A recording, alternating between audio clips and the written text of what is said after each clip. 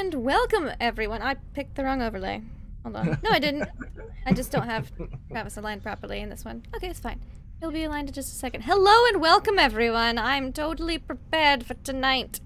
Hello and welcome, everyone. It's fine. Also, Travis, I believe you have an echo, because I can hear myself talking. Thank you.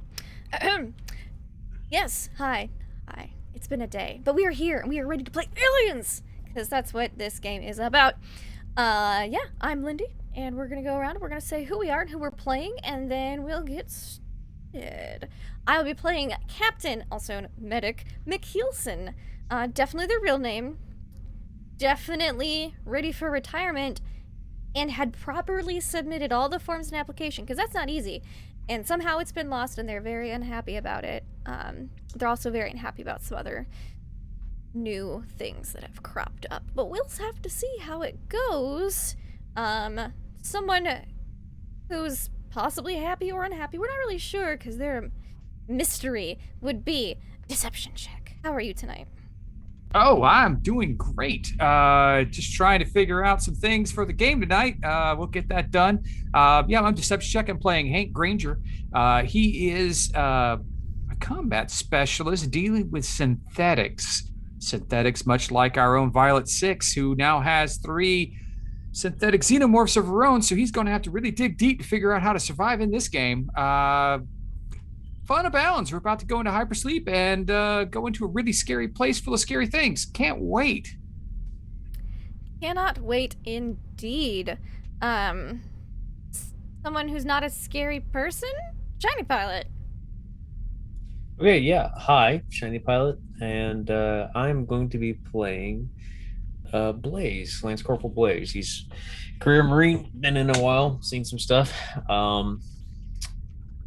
His compadre is Brewer. He's enjoying his fire team under the stalwart leadership of McKeelson. And we got other Marines on board now, so maybe he can do some schmoozing. Maybe he can do some more than schmoozing. We'll see what happens with that. And I'm excited to be here tonight. Let's have some fun. Let's have some fun indeed.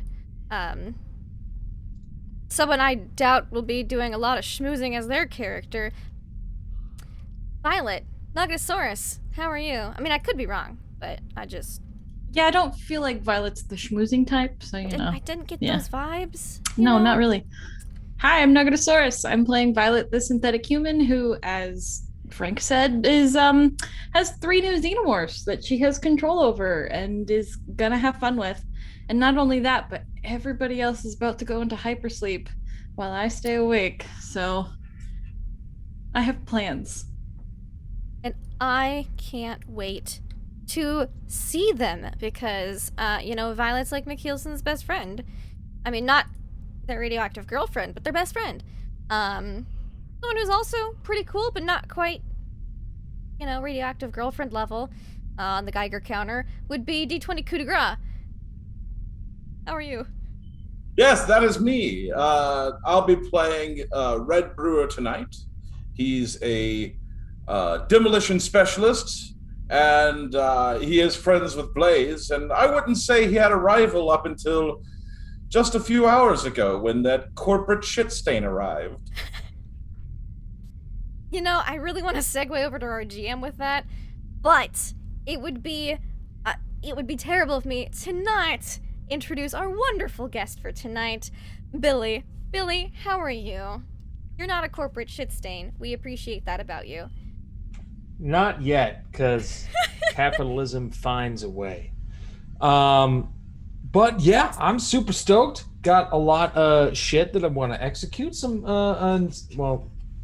Not people I want to execute. I have a lot of plans to execute things to accomplish. So the rest of the cast that is a full-time cast member, my finger's not of any of you. There's no execution. Use the word execute.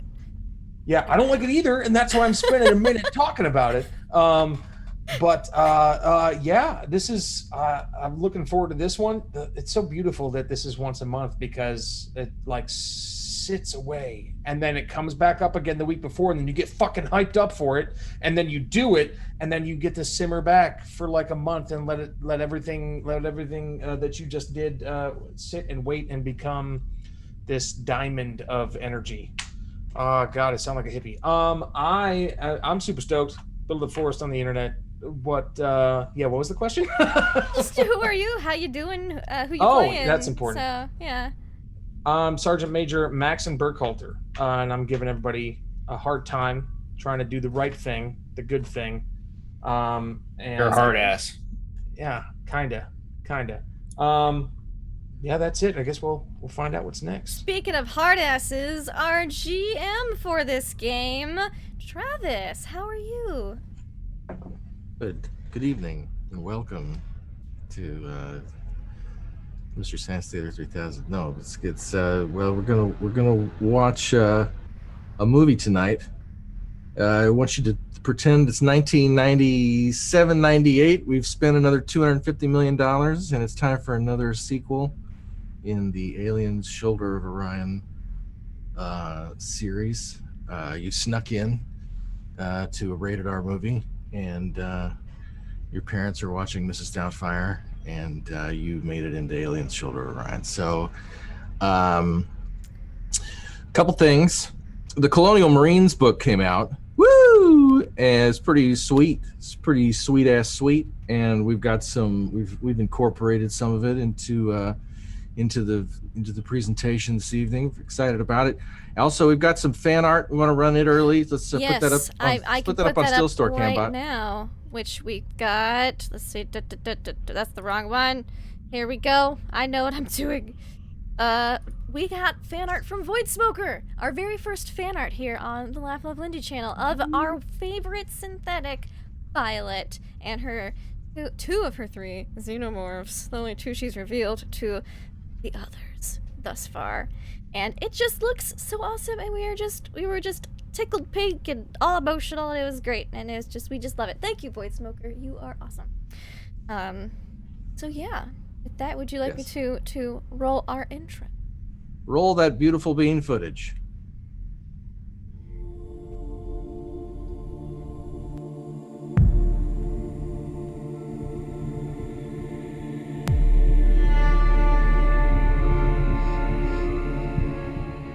As the founder of the Tyrell Corporation, Eldon Tyrell had access to unfathomable wealth, power, and technology.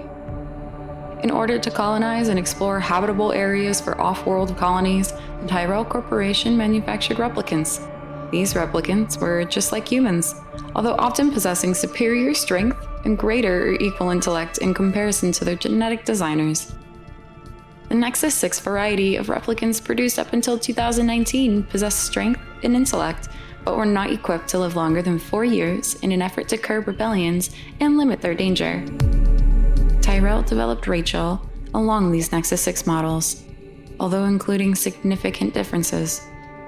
She was implanted with memories given by Tyrell's niece to better control her.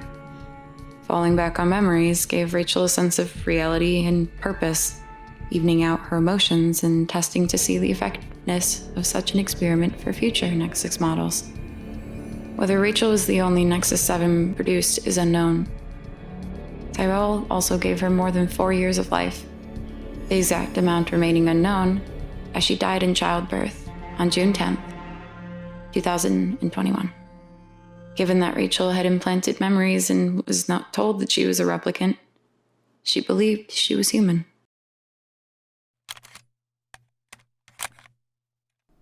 The metabolism of the XX121 is just as unusual as its reproductive cycle. The skin is composed of polarized silica, providing remarkable protection from an impact. They also do not have constant cellular activity like mammals, and consequently do not generate body heat. Their internal energy is electrical in nature and is circulated via the devastating acid, which is their blood. The acid is highly conductive, and the molecules are ideal for energy storage and transportation, in a process similar to a battery. Because of this, the XX does not require food to survive. They need it to create resin and webbing, to grow and to heal from injuries, but to continue to exist, they need only have access to electrical current. They can derive this current from a number of sources, including solar energy, static electricity, and direct current. They are even capable of surviving by simply being close to high levels of electrical power. For example, current moving in a power line induces a current in the XX much the same way that a radio signal induces a current in an antenna. This kind of current supplies enough power for the XX to survive in dormancy and to recharge slowly while inactive. And because of this, the XX is attracted to the machinery of humanity. In a way, it smells good to them. These sources of food make the XX a creature of incredible endurance.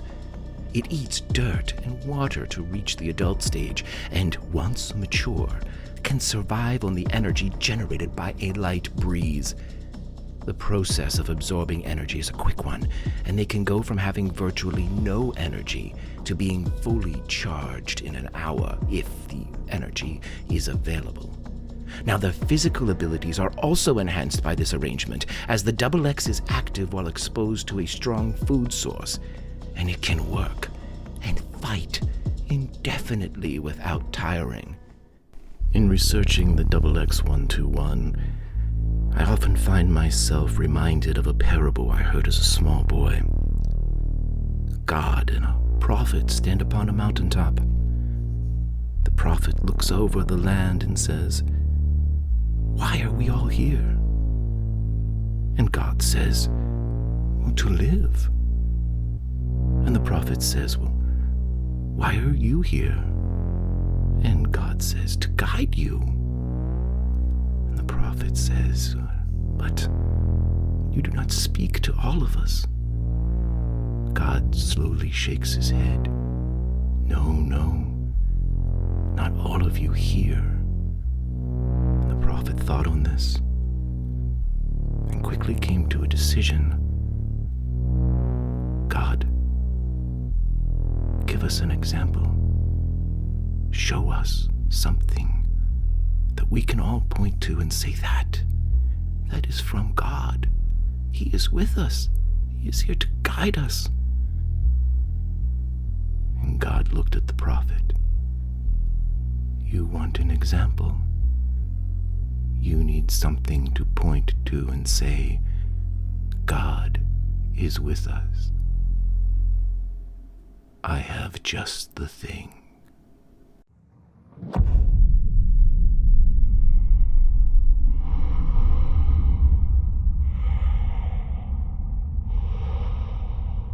Do you know that I can hear you?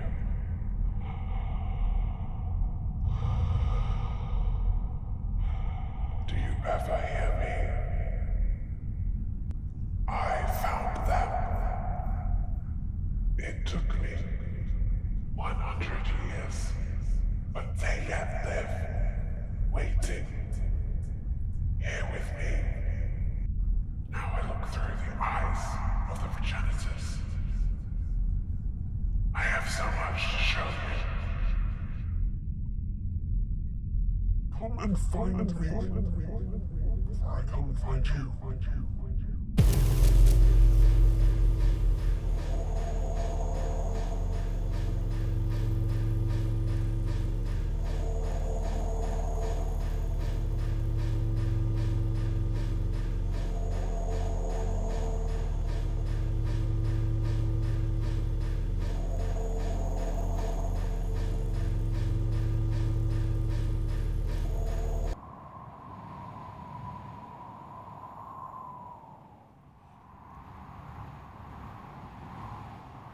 I have so much to show you. I have so much to show you.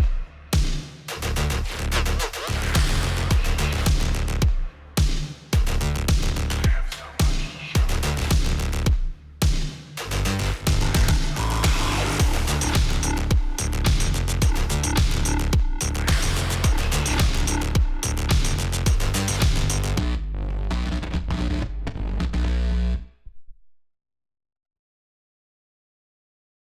And we are back. Welcome back. Woo!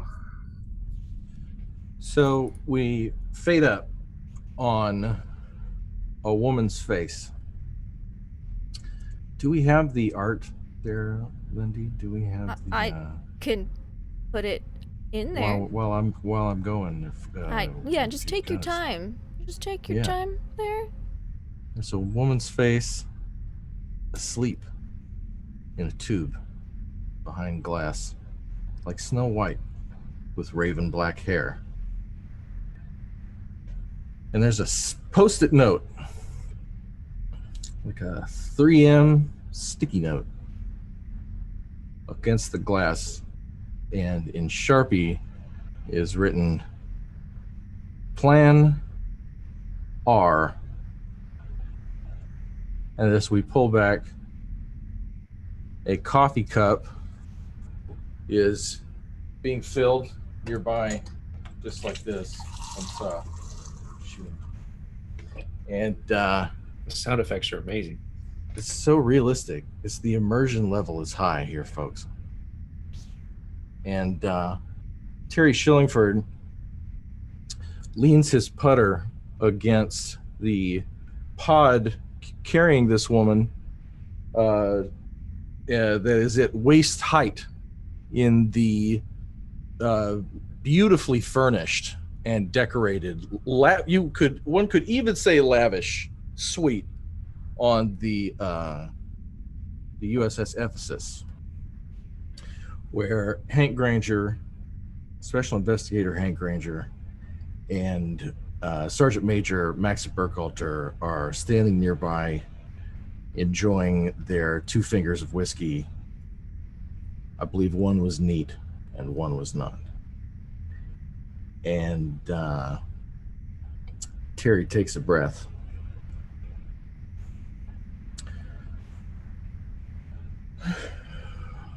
Major, does this woman look familiar to you at all? You recognize this face?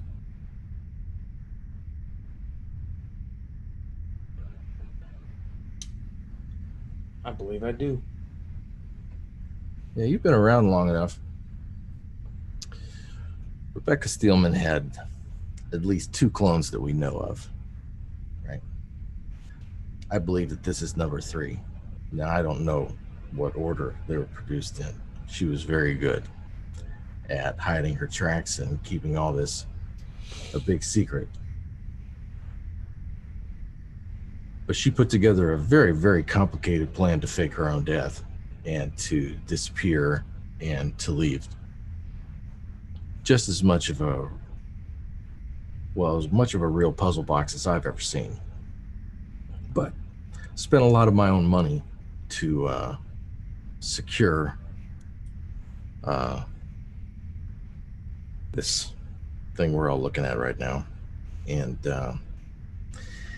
it's just really fascinating to me because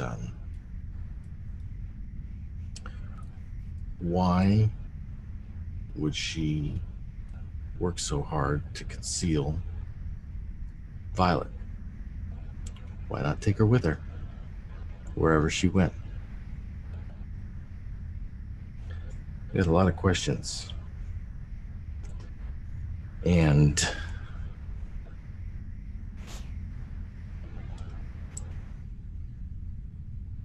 what I need to know, Granger, is whether I can depend on you to do the right thing if we get there. And who's going to tell me what the right thing is? Well, I think it's really important that the 3 of us are standing here right now, because I'm going to put it in perspective for everybody here, because it's not just about a dollar amount, okay? And it's not just about the level of work and investment that thousands of people all around this universe put into all the company property that is being bandied about right now. So just let me put this into perspective. We have what appears to be a Nexus 7 replicant, right? Who is currently operating 3. I don't care how old she is or what her bizarre secret origins are. This is company property, okay, that has assumed control of top secret experimental prototypes that must be returned unmolested to the company, okay? I've seen 2 of them, and I'm telling you, there's a 3rd one on that ship somewhere, okay? Well, So, I've got a long history with the United States Colonial Marines, and what I love the most about working for my beloved United States Colonial Marines is that every individual soldier is accountable for themselves, and every superior to those soldiers are accountable to those soldiers and themselves. So I'm wondering where the fault lies within the Weyland-Yutani Corporation, where you can lose control and do not have the information necessary to let something like this happen. well, beautifully characterized. I mean, that's the $64,000 question, isn't it? Is how did this one get by us, right? And so that's what I'm saying is there's a lot of finesse involved here right now, right? This could go either way very easily because Hold on there for a second, Mr. Shillingford. Look, you've proven yourself just by what you've thrown together to go do your personal mission to this death trap you're sending us, how much flexibility of the brass at where the Yutani have.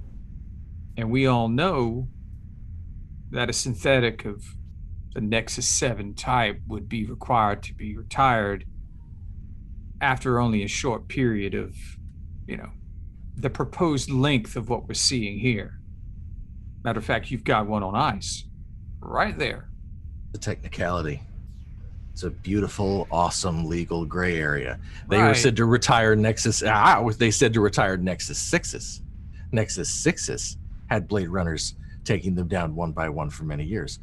The one single Nexus 7 that rumor had it died in childbirth. You mean to tell me that there were more of those? Oh no, I can take that all the way and turn it right in oh so beautifully. I can take that past quarantine. I can take that all the way home, and no one's going to look at me twice about it. But if it's dangerous, you're having a completely different conversation.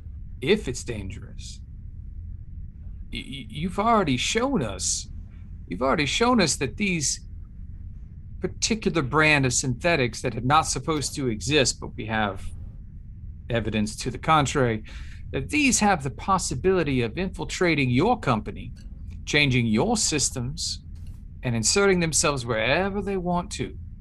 To do that, they would either have to have inside help from Weyland-Yutani, or have people like yourself hoping to make better uses of them. And then they slip their leash, and they're back to where we started. So, are you going to dispatch of these random occurrences, or are we going to make use of them? I mean, I've already been on two suicide missions in dealing with the XX121, and now we're going to on a third one with what you're saying is an all-powerful Nexus 7 in control of 3, you said? 3 synthetics? 3 XX121s? As many as 3. You no offense. I'm enjoying meeting you and beginning to work with you. You seem a little on edge. You need to take a deep breath, because let me tell you, I did not say all powerful. No, some old skin job is not going to come in here and tell me how to run my ship and tell me what to do with our with our property. Go ahead, say it, weapons. Property. No, it's property is what it is, because the utility of the utility of these organisms has not yet been proven. There's so much we are about to learn by watching her parade these things around. All right, I'm just going to put it to you this way, Mr. Shillingford. She's got 3 great dogs on a chain. Oh, how exciting. And then you sneak up behind her when I give you the proper code for prefix, is basically how this is going to work. So you have a code prefix that can shut Violet down. I'm working on that. What I have... Because I tried the Nexus 6 codes and they did not work. I'm glad to know that. Wow, you really aren't prepared for this, are you? Oh no, we're good. We're looking good. We're looking good because let me tell you why. This is really, we're getting to the Chewy Center. This is why they pay you what they pay you, by the way. He's looking over at the major, just shaking his head like, you don't know what you're getting into with these corporate types, man. And Terry, just to backtrack for a second, is there any sort of corrections you would like to make within the last couple minutes of conversations about whose property and ships you're dealing with? Violet Sebit unit currently serving on board this ship is the property of the Weyland-Yutani Corporation. We have the paperwork to back it up. The organisms that she is currently under assumed control of that were only unleashed on this ship because of a rogue, malfunctioning David 9 model. Okay? Those are the only reasons why those particular organisms were introduced to this ship. And as far as anybody is concerned, by the rules of the contract that every single person on this ship has signed, they are not to discuss it.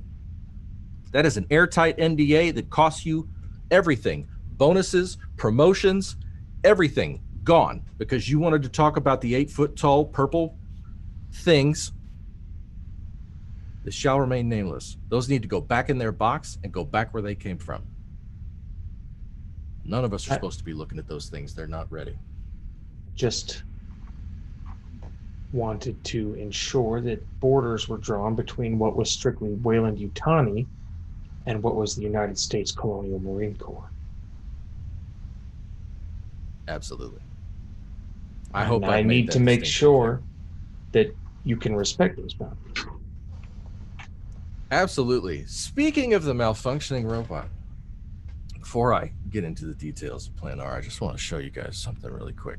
And he picks up the remote off of the glass and gestures towards a monitor which springs to life a feed through the eyes. You see a shaky camera of a point of view, and you see Dr. Jeffries standing facing, and you see over his right shoulder, you see Dr. Iris picking herself up off the floor. And I believe way in the distance was Violet at that moment. You'd have to go back to the tape and double check me. But in the foreground is Dr. Jeffries, and there is much smoke and emergency lighting going on when we hear the following. I can hear an extra heartbeat in this room. Fascinating. Don't worry, Dr. Iris. Once I purge this vessel of organic life, our research on your many secrets can begin. In a few moments, I believe we will see one less life form in this room. I am Legion. I am the future of death. No. You are the present of the end. Did you catch that first bit? Said he heard a third heartbeat. So do the math. On paper, Dr. Iris is just a person with a sparkling. Here, pass that over to me. It's right there. It's right there next to you on the side of my desk. She's squeaky clean. She wins she's part of a few major prizes. She's published. She gets a job, and they stash her on a planet for her to do her thing. But now you're telling me she's the twin sister of a 150-year-old company of a replicant hiding in plain sight inside this company. And she's pregnant. Do you also know that Dr. Jeffries, who was also hired by Wayland Yutani to do whatever it was your scientific job is also a replicant?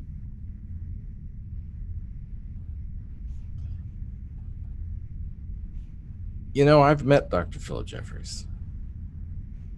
I've shook his hand. Mm-hmm. We used to shower in the company showers in the gym. No funny business. I'm just saying, you know, I know the guy. All right. That's great. Did you know I don't know. Just I don't his know that I grip believe strength, you. he can crush stainless steel? See, he lost that arm in a car accident. Oh, really? And I don't think that's his arm. Oh, it's just interesting and works out so perfectly. I don't know. Well, I'll tell you one thing. When I see Dr. Jeffries again, whether or not he's a replicant, he will be retired from service. There you go. There you go. See, you and I are right on the same page. All right, so which brings me to Plan R. Okay. Steps are as follows. Take Violet and McKeelson's unit to the Black Egg. Black Egg's like a big telescope, okay? And it also has an atomic battery that's self-perpetuating. So while all systems are shut down, and basically it can operate with zero crew, it's still feeding data back to Imperial Station. That's where we picked up the Violet, you know, in the space trash. So it's like a big microphone, right? Sitting there on the top of this nasty ash ball in the middle of nowhere, okay? All we're gonna do is walk in and listen to the microphone. But I'm telling you, she's the only one who can really listen to it. And if Rebecca's talking to her, if Rebecca's calling, why? Why now? And from where? And if I can find out where Rebecca Steelman disappeared to, we're all gonna be rich. And not even like, you know, fuck you money rich, but like taken care of, flossed in paradise every year, the whole deal, right? Life of Riley, okay? So that's the code prefix. When I say to you, when I talk to you, if I should say Plan R, that's when Violet must be subdued by any means necessary. And I hope that it doesn't come to that. I would just warn you that this particular group of Marines owe their life to Violet many times over, I myself included. They will have a very hard time following any instructions that cause harm to that particular unit. And Terry looks over and makes eye contact with the major, and then closes distance with you, Granger, and just kind of slides. He's got his elbow on the glass, and he just kind of, with his elbow still on the glass, slides towards you about 8 inches. Granger, if you're soft on this one, I need to know now. You need to back out of my personal space, or I'm retiring someone else today. All right. Look, I'm having my coffee. We're all waking up around here. Can I get you another one of these? You know, I know it's early. You guys just let me know. The bottle's right there. Listen, the company wants to know whether or not it can depend on you to I will do my terminate job, this as I have done property. my job. Now, are you going to give me the code to shut her down? Or do I have to hope that you'll come up with it before you tell me I'm supposed to do something about it? You got something on your hip right now that you don't need a code to shut her down with. and you know that. You don't need some special code so that we can put her in a box. We're just gonna put one in her head, and we're gonna pick up what's left and move on. Once we know what we need to know, I don't need a Nexus 7 that can dominate my property. Those things aren't even finished, and she's got them tap dancing. It's creepy, Hank. See, that's the short and it's unacceptable. See, Major, here's the problem. He just thinks that we can walk in and take something out and everything's going to go fine. But if she's as advanced, if she's as cunning of a piece of equipment as he is telling us right now that she is, how do we know discontinuing her autonomous systems in her current body will stop her from operating? I leave that to you to figure out, because I know that you understand that if she's fast, you're faster. And if she's smart, you're smarter. And I'm depending on you, and the Weyland-Yutani Corporation is depending on you to keep us in the loop with anything you may need. If you need a bigger, I know that's a classic right there on your hip right there. That must be for sentimental reasons. I've seen pictures of that thing. That's a very nice gun. But I'm telling you, if you'd like a real gun, if you'd like to have the kind of... Son, there's no other gun that can take down a synthetic better than my PKD. I want you to be right so badly. And this has been a great and really productive meeting. Major, did you have anything? Very, very informative and productive. Yeah. Absolutely. Well, I know I can depend on you guys to keep all this obviously very confidential. And there's some files from my team back at Imperia, just the dev team, and just some HR stuff, some basic stuff. So just check your messages, and I appreciate y'all. We shove off in looks like about 9.5 hours. Major, does that jive with you? Is that a Roger? Do we Roger that? I mean, you're not my subordinate, so we don't have to. Okay. I don't mean to be flippant. All right. I guess what I'm trying to say is I'm about to put my feet up and close my eyes on that couch is calling my name right there. So listen, once you take those with you, just let me know if you need anything else. I'm the kind of guy that can drink a cup of coffee and then just take a nap. I don't know. I'm wired up all funny. And he slaps your shoulder, Granger, as he walks past you and goes toward the back of the room and begins to slip off his loafers, revealing his $200 socks.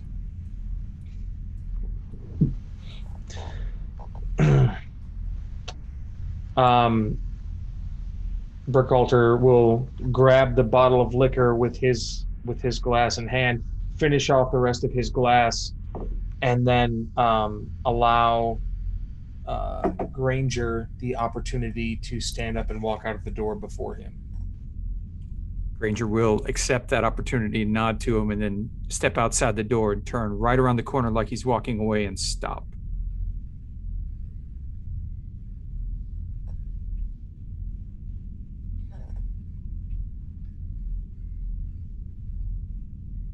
Excellent.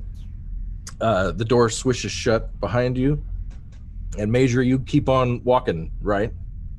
So we hold on Granger just for a second, and you get a moment to yourself. And what does the look on Hank Granger's face communicate? What's going on his face and in his mind in this moment as he gets a moment to himself in the hallway? And what does he do? Granger's face right now would be one that not a lot of people have seen, It's the face that he gets when he knows, like, when he's on the job, when it's one-on-one with the synthetic that needs to go, he gets this sort of like game time sort of face. It's very blank. It's very serious, kind of like eyes are very piercing. And in his head, he's like, I cannot trust Shillingford. This is going to be problematic. He's still got the glass in his hand that he took from Shillingford's room. He drinks the rest of it, sits it down by the wall, starts walking, pulls out his little encrypted communications pad, doesn't touch any of the information that Shillingford sent in, and sends an anonymous message, just kind of like to the Remington, and said, it says family +1, unknown origin, thought you should know. Then he puts it away and heads towards the armory.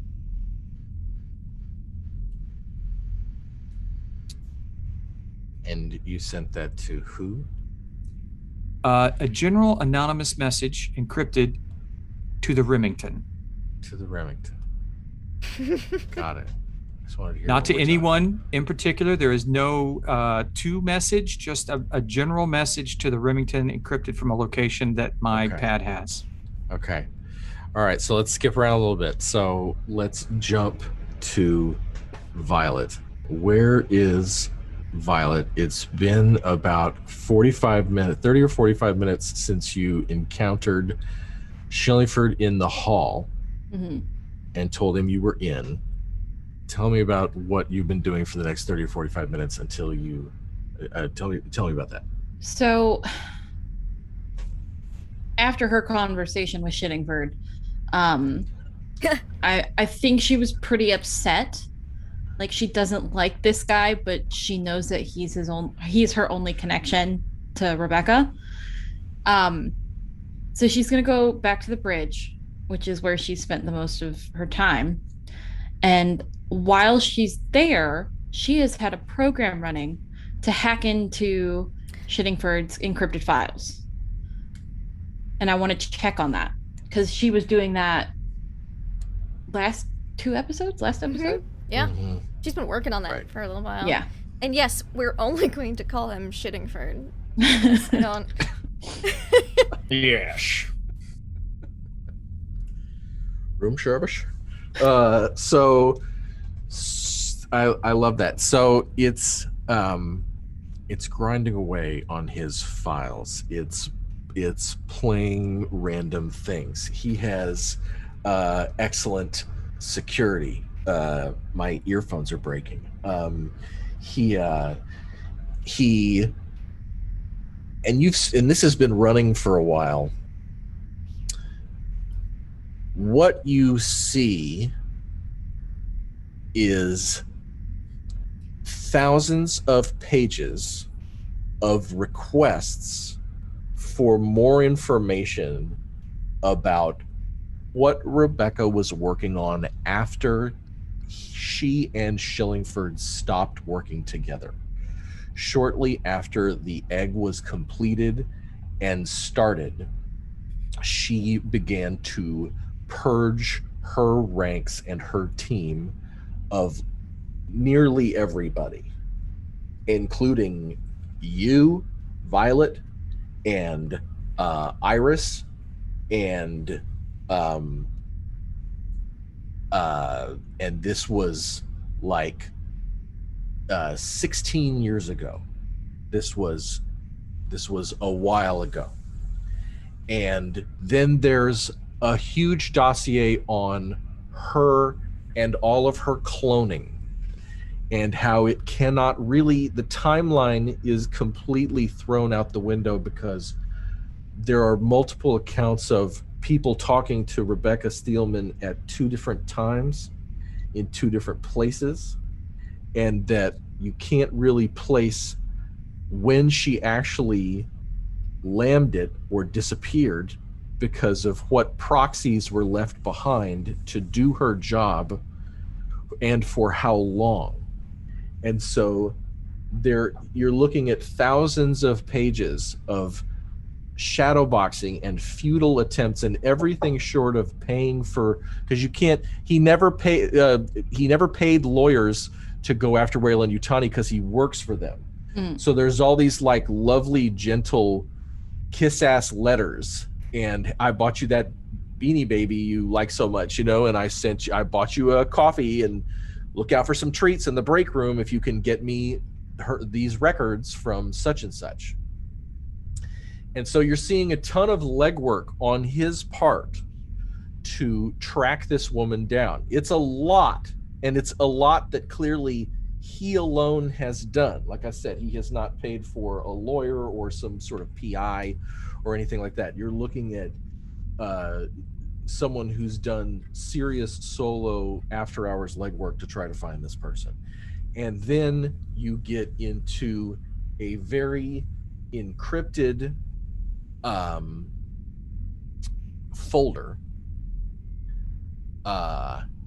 and you can't get into it, and it's going to need an entirely separate attempt, and it just says plan. It says plan, and then a bunch of that's all you can get, and then a bunch of characters after that, lots of symbols and characters. And it's something that obviously you've seen it before. It's something you can pay for and buy, this particular kind of encryption, and just needs more work. Like just a few hours of work, you should be able to pick this lock. Okay. Then I think she would get started on that. Excellent. And you're on the bridge? Yes. Okay. And then the Remington gets a message, and there's a odd null chime from one of the monitors. And are you wearing your visor? Always. Are you wearing your seatbelt? Never. It shows it to you, and Frank, give it to us one more time. What did that communique say? I was just going over that. I completely forgot like the second part of it. Just a random message says family +1.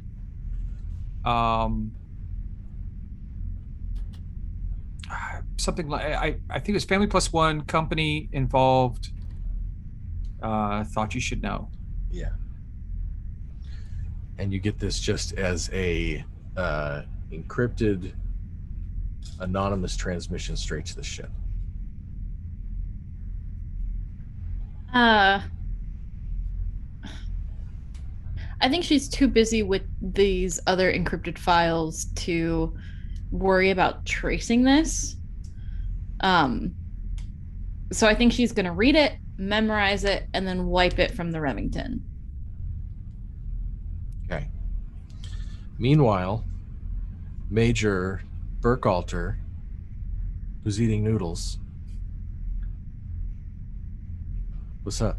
How's it going? Sergeant Major Burkhalter likes hot nudes. I'm putting that in my notes.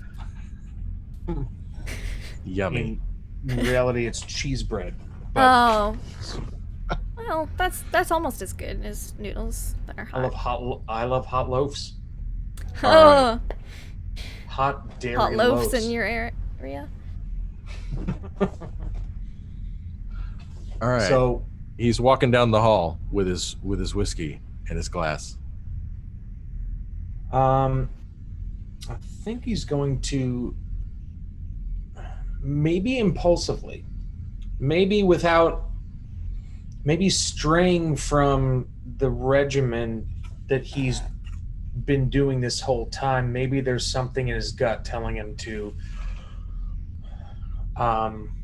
have a conversation with Captain McKeelson. Oh no.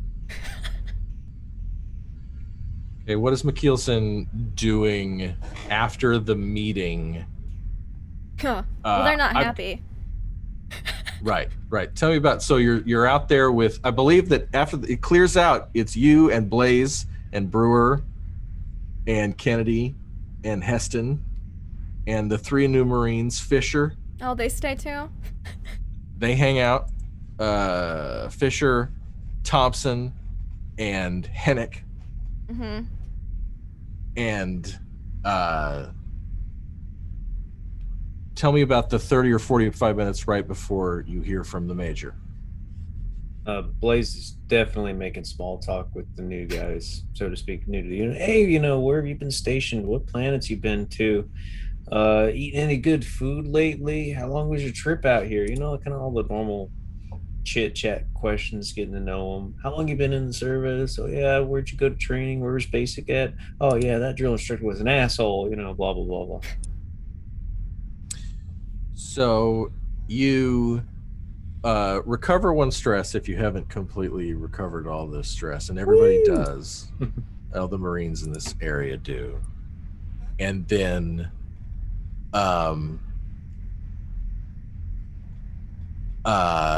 let's think here. And then somebody walks in and he's late, and he goes, oh sorry, I missed the whole thing. Yeah, you did. Probably for the best. Oh, It okay. was a bit much, honestly. Okay. Oh, great. I'm Lieutenant Lowe, Dan Lowe, and I'm Major Burkhalter told me to come in and see if y'all needed anything from the Ephesus over the next few hours. If there's anything you need from me, just I'm your point of contact here as we before we actually get into the tubes and go to bed. So just let me know if you need anything. Thank you, Lo. I probably could stand to stock up on a few things. It helped her to check our gear over after we haven't had time, honestly, to check it over. So. Okay. Cool. Can I hang out? Can I hang out with you guys? Why not? Cool. It's as long as you don't make it in order.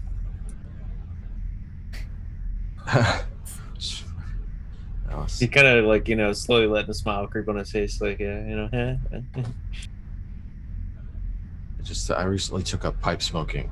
I really enjoy it. And he pulls out a meerschaum pipe and begins to, with too much. It's annoying how practiced he is at clearing a bowl and loading one, and he's one of these guys who really gets after it. He's smoking the shit out of this pipe. And so you have a lovely visit for a few minutes. You're supposed to let those rest between smoking it. That way the wood doesn't crack. That's what you do? Whoa. Yeah. That's how you... I oil it. I spread the oil around. You're not supposed to... Oh, God. Right. Oh. Yeah, that's not... Do you need help? McKeelson, despite most of their identity being a lie, is indeed quite Scottish. And therefore, I imagine, hung around a lot of people that just smoked some old school pipes around Glasgow. And so, it's just like, oh gosh, this person... Oh yeah, he looks like a jerk. He has no do. idea what he's doing. God, and it's just ostentatious. Let me show you. You look like an idiot. You gotta do it the right way. You don't... Oh. Okay. I just calms me down. Gives Kennedy a glance of like, please tell me. I hope he does not get put on our team. Kennedy looks like she wants to punch him in the face. Alright, look, you don't... Can I show you how you're supposed to maintain this piece of equipment?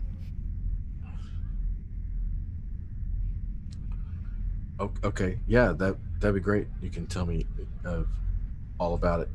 And as you guys have a lively conversation that lasts for 15 or 20 minutes about meerschaum pipes, You It's then hear basically a from- lecture from McKeelson to this person. How to maintain it. And How to Blaze, take care of it. loses Kennedy- interest 2 minutes in.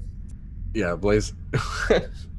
We'll get to that. We'll get to that. You're Okay. chatting with the other We'll Marines get into anyway. that. You're fine. Blaze gets bored and leaves the conversation with about the Meerschaum pipe, and then as right before we get to where McKeelson hears from her commanding officer, what does Brewer do here in this moment as the meeting is letting out and people are breaking up and there's some downtime?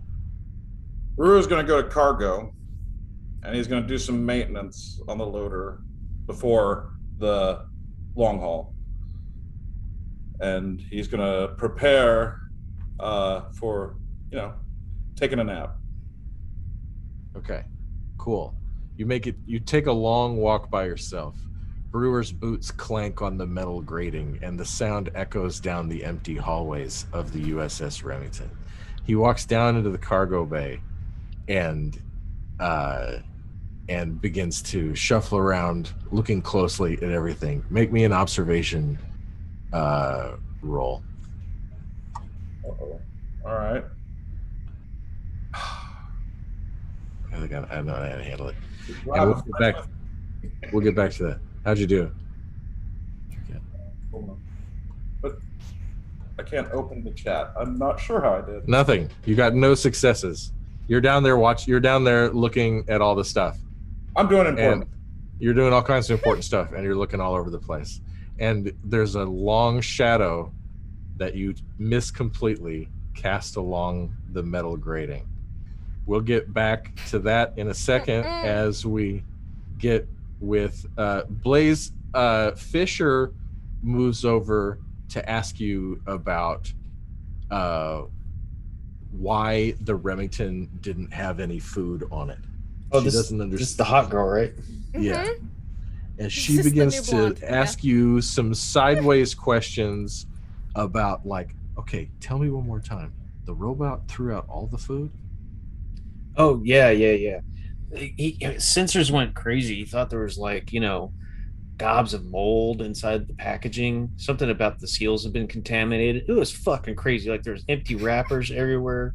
Food half in the incinerator, half out. Some of it in the airlock. Like, we were scraping that shit out of the corners of the room for days, okay? Blaze Days. gets a very sideways one-eyed. Yeah, still like lecturing about. Doesn't stop talking, but gives you like that. Like, really, is that what happened? And then just like, you know what? He's trying to get laid. I could respect that.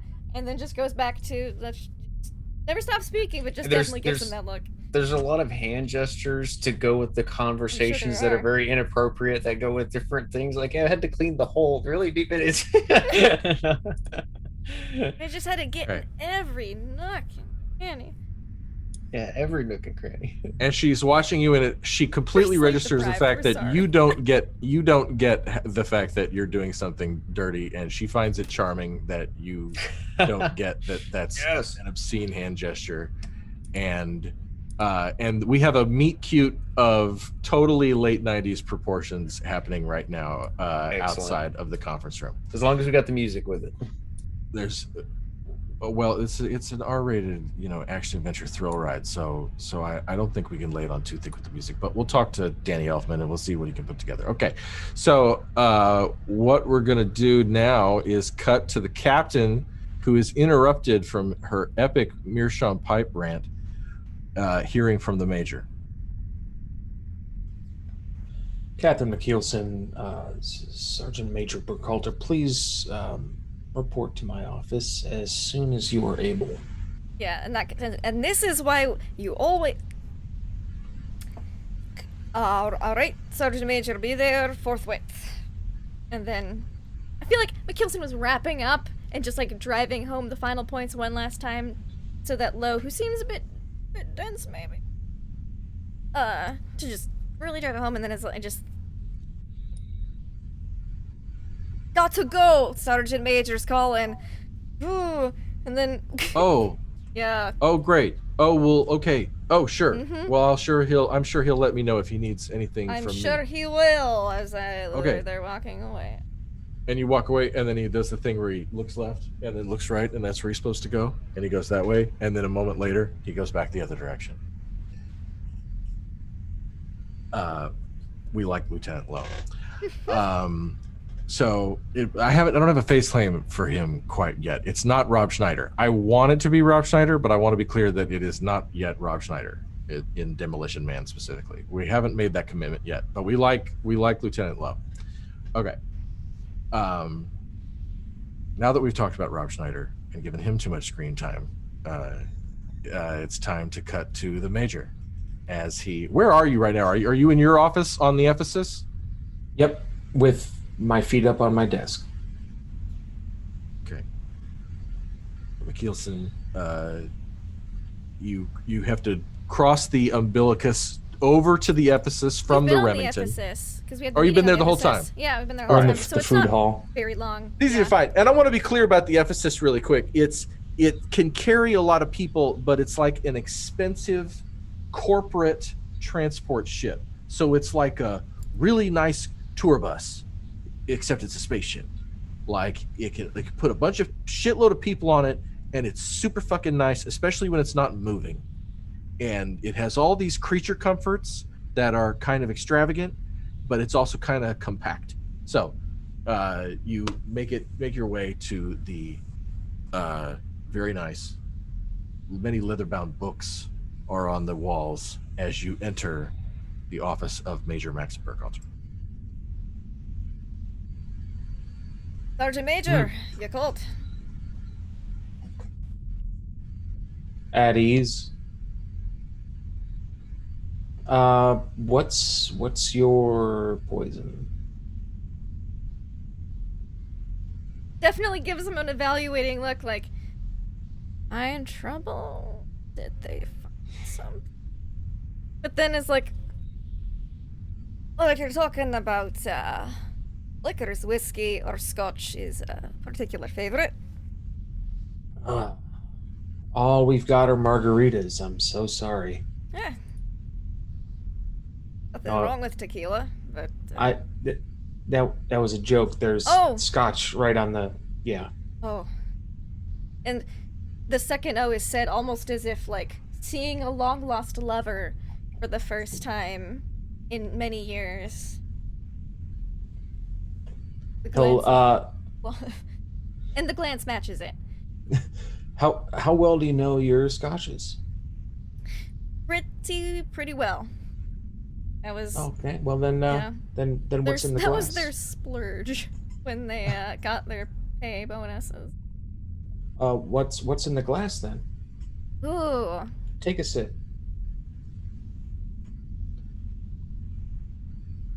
Imagine it's very good. Ooh, it's just the right amount of peaty. Delightful. Limit? Incorrect. I'll give you one more.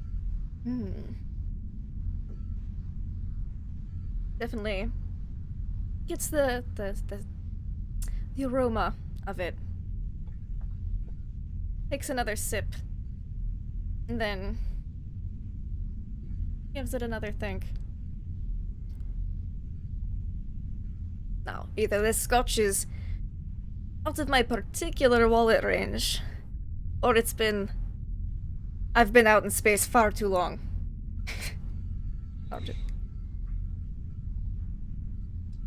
McAllen. Oh, sweet, blessed McAllen. 1912. That would be why. Definitely out of price range. But do you know absolutely heavenly. Do you have any idea who bought this for me? The president. Close. Any other guess? Just throwing it out there. The Pope? No, not that. There's Shillingford. Oh. The slight look on the face of This doesn't taste quite as good as it did 10 seconds ago before I knew who bought this scotch. But doesn't say anything. But the look is there. I know that the look that you're giving me right now, and I get it. But there's some things that you can't fudge. And the craftsmanship of the McAllen family is one of those things. And I'd like to think the same thing of the character of United States Colonial Marines is just something you can't fudge. Would you agree? And he'll extend. So he says to the person who fudged, I'd say character and integrity is definitely something that can't be fudged. Clink. So you're a resourceful individual. I'll give you that. What led you to the United States Colonial Marines? Everyone's got something that brings them in. You know, I've got a story. I'm sure 20 years ago, I'd love to hear Blaze's story.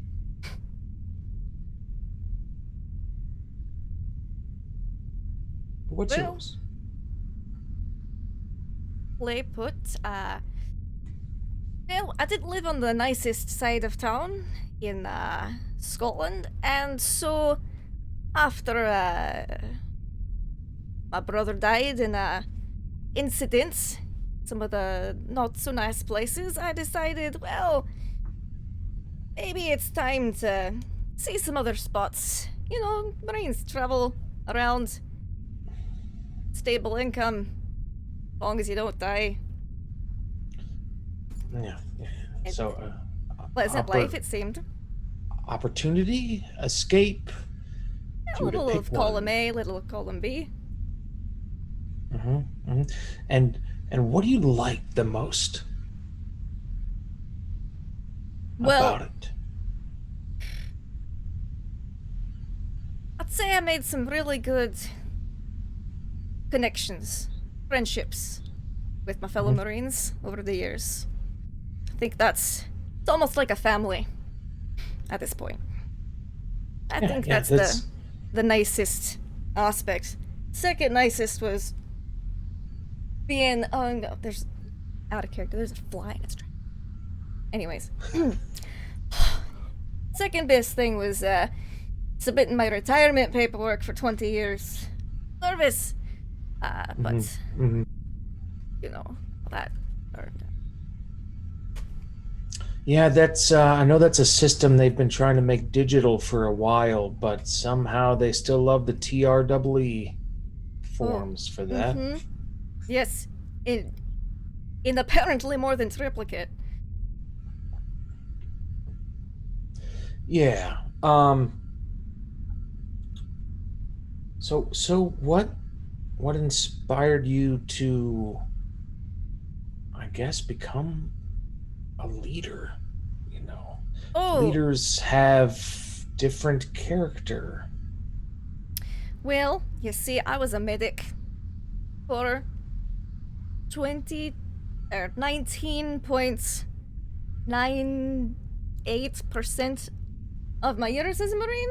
However, in the past couple of months, past 2 missions really, we survived a suicide mission essentially. We made it back. Unfortunately, our previous captain had died, and when we were about to be sent out on the next one, I was informed that I had been promoted to captain. From How did medic. that make It was you a rather feel? interesting transition. But very suddenly responsible for a lot of people. Is that the first time you felt that way? No, it is not.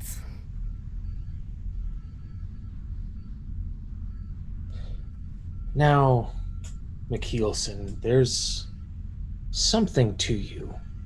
And I came in with an idea of who you were, but I think I was wrong. And I want to know more. Well, what did you think when you initially arrived? Your anticipation, rather. I thought you were a master of the con. I thought somehow that you've duped everyone. But I don't believe any longer that that is the case. Sweat Because is running down McKeelson's back at this moment in time. you have a band of United States Colonial Marines that listen to you. I know the training. I've been a part of that training. They don't respect conmen, McKeelson. I don't respect conmen. Do you feel me? Definitely get where you're coming from. Mm-hmm. Okay. Gonna try to shed some light on my side of things here. If I can give you 2 things to live your life by, if I die walking out of this room right now, I want to give you 2 things. 1, never fuck an astrophysicist. It's depressing as hell. I've heard that one, actually, before. Before you even get their clothes off, that you have to read the whole goddamn user's manual to get them to orgasm. It is the fucking worst. And number 2, in the astrophysicist vein, after the post-coital talks are the fucking worst because they say shit like this, that the shit that sticks with you in ways that you don't think stick with you, that, okay, imagine, if you will, put on your imagination cap here. Oh, it's on. I can remember this image clear as day. Mm-hmm. Lying wrapped up in the sheets, looking up at the ceiling of my then bunkhouse. They lean over. He says to me, the last stars will die out 120 trillion years from now, followed by 10 to the 106 power years of just fucking black holes. Can you believe it? That's like the universe starting with 1 second of stars, 1 second of suns, and then a billion years of just black holes. So all of this going on right now is just the effect, the after second of the Big Bang, and then an eternity of darkness. We're alive in that 1 fucking bright second. How fucking depressing is that shit? That's pretty bad. I mean, I thought funeral home directors were... I mean... Yeah, well, they tried. Anywho, when you're in a leadership position, you have a lot to think about. Yeah, that's definitely true. One of the things I think about every goddamn day is the fact that we were born to lose. That no matter what we do now, in 10 to the 106 power years, none of that shit is gonna matter. So we're facing defeat at every turn. No matter what happens, we can't escape this. But one of the things that I found solace in, especially in training with the United States Colonial Marines, is that when you're looking down the barrel of defeat, you have an opportunity to shine who your true character is. And I got to choose that. That wasn't something that was assigned to me. I could have been a shitty United States colonial marine, or I could have been a good one. That was my fucking choice, because none of it fucking matters. You understand? And a lot of the shitty ones, they don't last very long. And none of them are going to matter. None of us are going to matter. But some are going to matter more than others. That's valid. So, if I fucking pulled out a gun right now and held it to your face, what would your character be? What would you show me in that fucking instance? And he pulls out a drawer, and you can see him stick his hand in the drawer. Well, honestly, I'd just be relieved you're not a 9-foot-tall, dome-headed, insectoid-like creature of acid, blood, and doom. I'm used to guns. That's fine. That's one thing. Gun, I can look down. I understand how it works. I can understand some of the people who use them. Maybe do something about it. I fucking like you, McKeelson. I don't know what it is. And my brain is telling me not to. Look slightly confused, and there's still a bit of the sweat going down the back, but it's a bit. And right then, as he takes a sip, you hear the old shave and a haircut on the door. Sergeant Major, it's Lieutenant Lowe. Oh. Is this a bad time? Perfect. No, it's perfect. Lieutenant Lowe, come on in. All right. Hey. Oh, and he can feel the energy as soon as he comes in, and his expression changes as soon as he comes in. Oh, we're having a heavy. Anyway, listen. I just want to let you know, Sergeant, toxicology's back on Private Kennedy. It's seen trace amounts of neurotoxins, sir. It's that kind we're supposed to tell you about if we ever see it. We saw it. And so that seems to be why she blacked out, sir. And also, she's radioactive, sir. Oh, that's not new. Did you look at? That's nothing. We that's knew not new. that's a known condition. Mm-hmm. Okay, it's all fine. right. Well, anyway, that's in Wouldn't here. worry about it. Mild, And small amounts. The Lynn's are Dr. Lynn is recommending an IV for her, kind of some sort of dialysis. I don't know. We're gonna see how that. They're supposed to follow up with me, and that can maybe happen while we're sleeping. They're supposed to confirm that. And anyway, we're just about 8.5 hours out, sir. So we're gonna have a quick roundup here in just a few minutes after everybody eats. Lunch will be served here in about 45 minutes. Mm-hmm. Oh, yeah. I don't know. Have you guys met? It seems like you've met. We had a discussion about pipes. There's a Meerschaum pipe for about 20 minutes. Captain McKeelson, do you like Lieutenant Lowe? Do you jive with Lieutenant Lowe? Do you guys get along? I wouldn't say we don't. I mean, yes is less words. But Lieutenant Lowe's going to be working beneath you from now on. Oh, exciting! So it's yes. How exciting! Welcome to the team, Lowe. Now McKeelson can command Lowe to use his pipe correct. But she doesn't say that.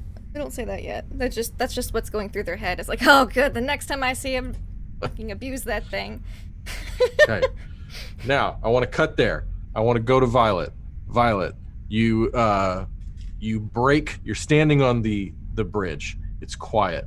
Where are your three friends? The one is still roaming the ship somewhere.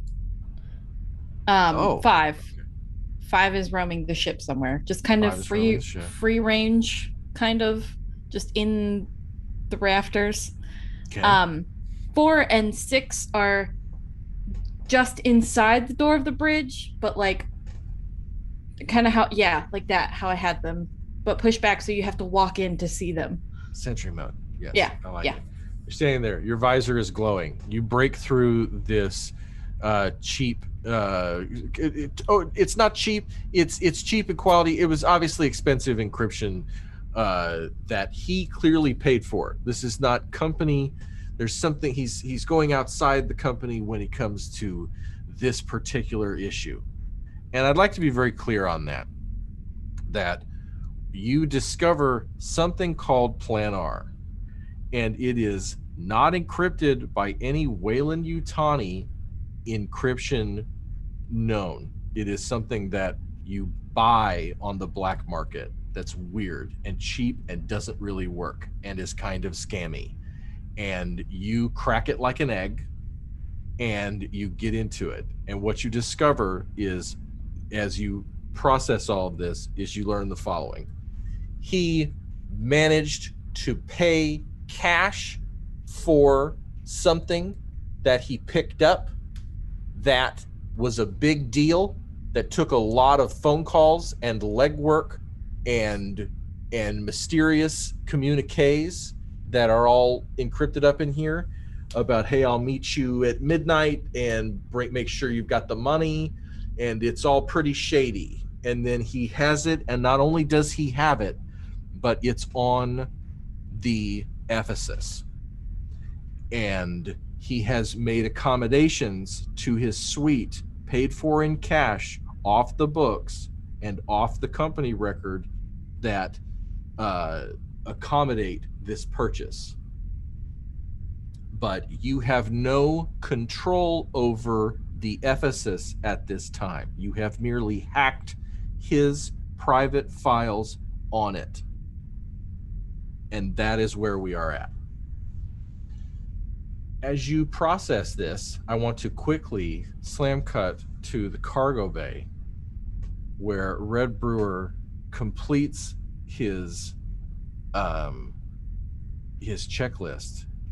And as you turn, you are startled by the silent appearance of Private Thompson, the well-meaning and portly young man who is part of the new contingent of Marines who were brought over from the Ephesus. And he is standing, and he has an awkward smile on his face. I put down my incinerator that I was picking up, and I say, you should not sneak around this place. I didn't want to disturb you. You were concentrating. I just wanted to, I'm trying to shadow, key team members around here just to make sure I understand how to do the checklist, the legwork and whatnot. Lieutenant Lowe wants to make sure that I have DCS done by, I think it's 500. I think I've got like 2.5 hours, and technical, I've got to go through everything. So yeah.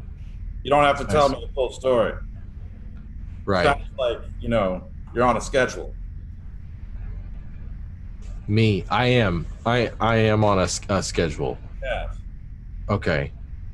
And then he steps back and pivots and walks out.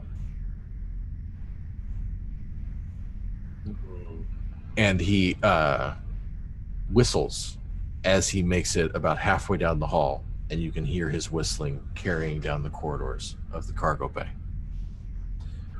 What a well-meaning and clean young man. Then we zip back to Violet. I want to get through to the next, to the pre-bedtime meeting after everybody has lunch. So everybody's having lunch. There's a big meal, and Blaze is visiting with Fisher, and everybody's talking. Everybody's having shitty cornbread. There's some sort of red drink that they only bust out right before hypersleep. It's actually that hydrate with the 8 thing, but it's Space like Kool-Aid. shitty Kool-Aid. Space Kool-Aid that you have to drink, and they kind of like you have to drink at least 1 cup of the red drink or you'll be dehydrated. And please tell Dehydrated me anyway. they have the really cheesy Speaking of safety training videos. So you're about to go to hypersleep. Hi, I'm Hyperspace Harry, and today we're going to be talking all about how to Yes. properly go into hypersleep. You know, there's a lot of misconceptions about going to hypersleep, and I'd like to address some of them now. And then there's a very bad video with lots of star wipes going that no one is watching because they're all eating shitty cornbread and having just a famous time. What is Violet doing? I don't think she leaves the Remington. Does she have time before we leave, before people go to sleep, to gain some kind of control over the Ephesus? So, yes, hell yes, you can. You've had a good 3 hours or so. You can absolutely attempt to. The question is whether they notice it and how deep you're trying to go. Okay. I would like to not be noticed. Okay.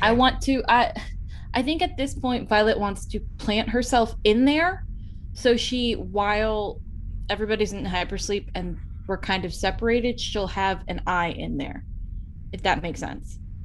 Okay. If she could do that. So roll Comtech for me. Okay. And give me a -1.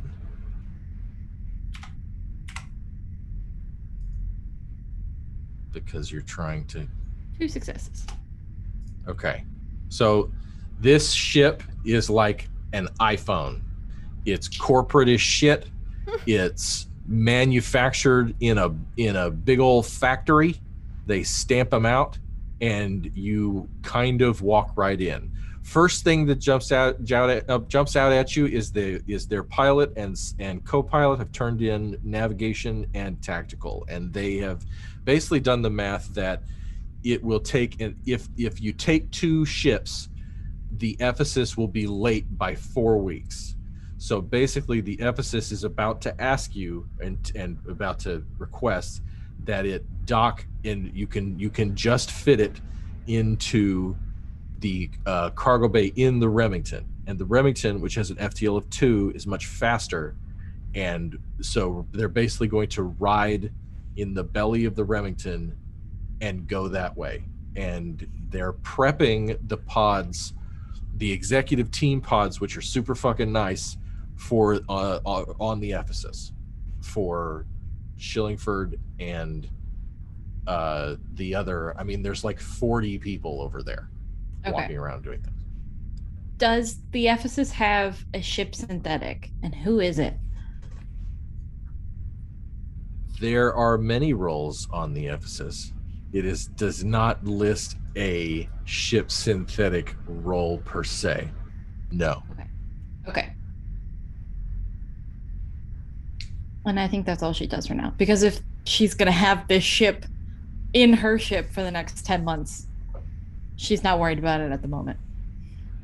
Okay. So then we fast forward to the big meeting. And it's very straightforward. Blaze looks exhausted and is ready to get into hypersleep. And there are Marines that are nodding off. Everybody is ready to put their feet up. Everybody's in their little white underwear, or getting into their little white underwear. Could McKeelson have checked in on Kennedy before the big Yes, let's meeting? do that really quick. Kennedy with Granger. With Granger. She would have Let's asked. do that. They would have asked Granger to accompany them. Okay. Let's do that really quick. This happened during the meal, I think, because Kennedy didn't show up to the meal. And McKeelson, you would have gotten a radio from the Ephesus that the toxicology on Kennedy came back and she has mild neurotoxin. Yeah, that's and also McKeelson doesn't trust those doctors that Terry Shittingford brought, so wants to look at these things themselves because they're medic, so. Yeah, and maybe not the world's best medic, maybe not a medic with actual medical school training, but a medic nonetheless who's picked up some things as they've got along. Well, I'm here to tell you that you're going to have to walk over to you're going to have to go over to the med bay in the Ephesus and collect her, because that's where the physical was done, and the LINs have not released her. Yeah, no. about to swing some captain authority around those doctors if they don't release my radioactive I girlfriend. love it. So I just want to describe while you come And in also, and the do radioactivity this. isn't new, doctors. It's fine. Just, God, did you even read her file? They do not put up a fight. There are 3 of them. They are identical. Yeah. And they're in crisp lab coats, and they really don't say anything. And when they hand you something, like you're pulling her IV. Oh, and McKeelson scan asks of the whole a thing, bunch of questions. Show me the toxology reports. They answer them. Yeah. They're right there with you, but they do not try to stop you. What type of neurotoxin? Please expound upon this.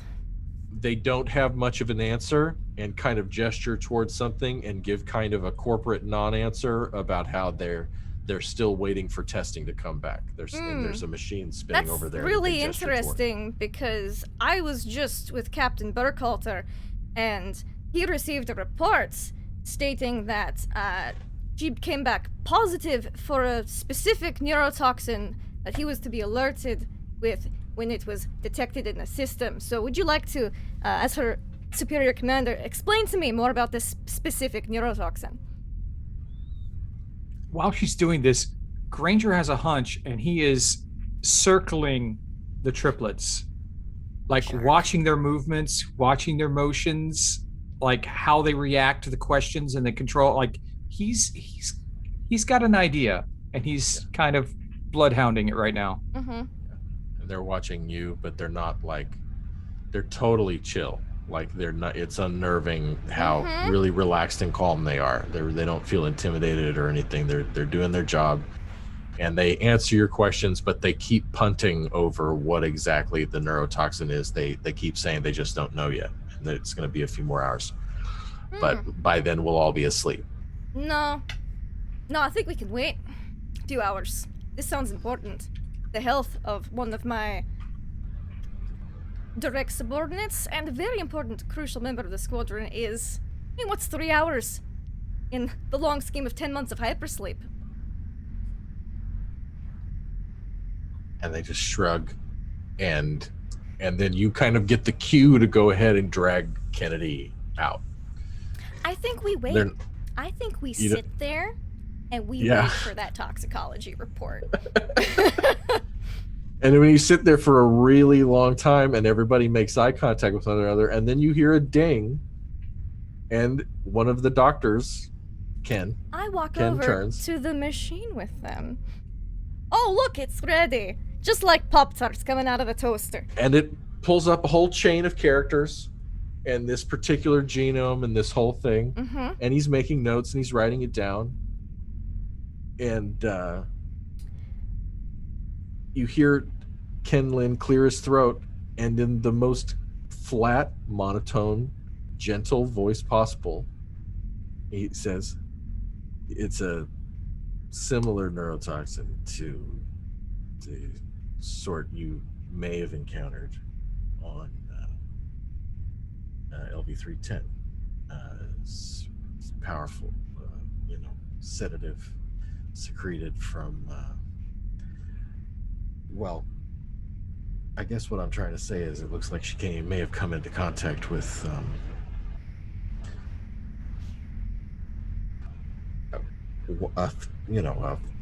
a foreign entity, organism. So you've done the CT scans. And he trails off. No, Captain.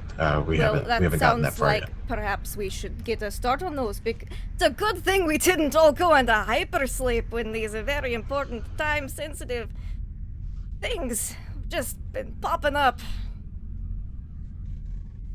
And they stare at you, and they accommodate you. Not. And you've got a good 2 hours in there to harangue them before it's time. They are time. harangued. They're thoroughly harangued. All right, great. Now, before you can get and Granger to can the leave meeting, whenever he wants, but he also at least wanted them there for the. They don't sweat it, and they accommodate you, and they're super cool about it without being like generous. That's not natural. About it. That's not normal. They are accommodating. About an hour on that thought, about an hour into it, Granger kind of goes over to one of the ancillary brothers. It's not really doing anything at the moment. It's like, you mind if I check your? Can I look at your left eye real quick? Just call it just a hunch I have. Of course, go right ahead. And he kind of leans in, pulls the eyelid down, and pulls out his little scanner, the one that broadcasts the correct light that shows the serial number. Do I get anything? You don't get anything. You don't get anything, but you Swaps would know the that eyes. No, I'm kidding. that only limits out certain manufacturers. Right. That doesn't tell you everything you need to know.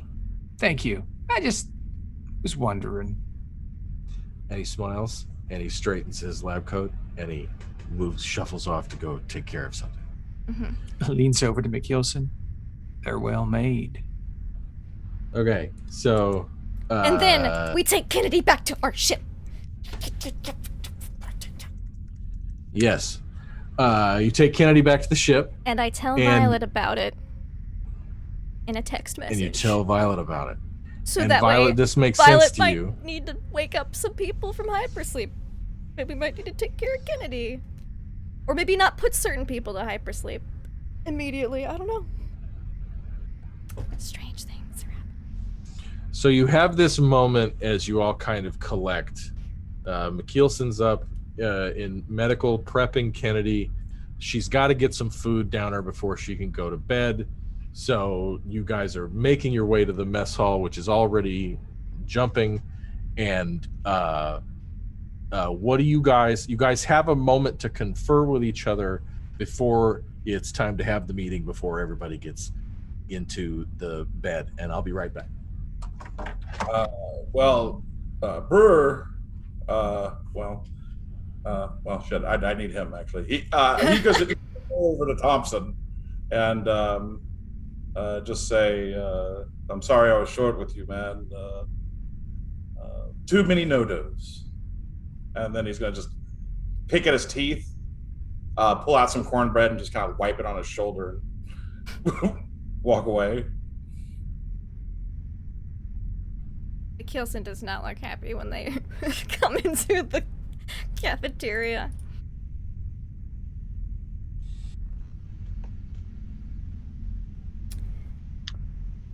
I imagine Burkhalter would find an oddly uncomfortable seat sitting next to McKeelson. Sure, I love that idea. Just makes McKeelson. It makes McKeelson slightly less angry because the little bit of back sweat starts happening just a little bit again. Thus, they can't be too focused on being pissed off and ornery. After you send Violet that message, she's gonna text you back essentially and say like, "We need to talk before you go to sleep." Ding. Takes a bite of cornbread, glances over at the Burkhalter. Cornbread's not bad today. Yep. Boop.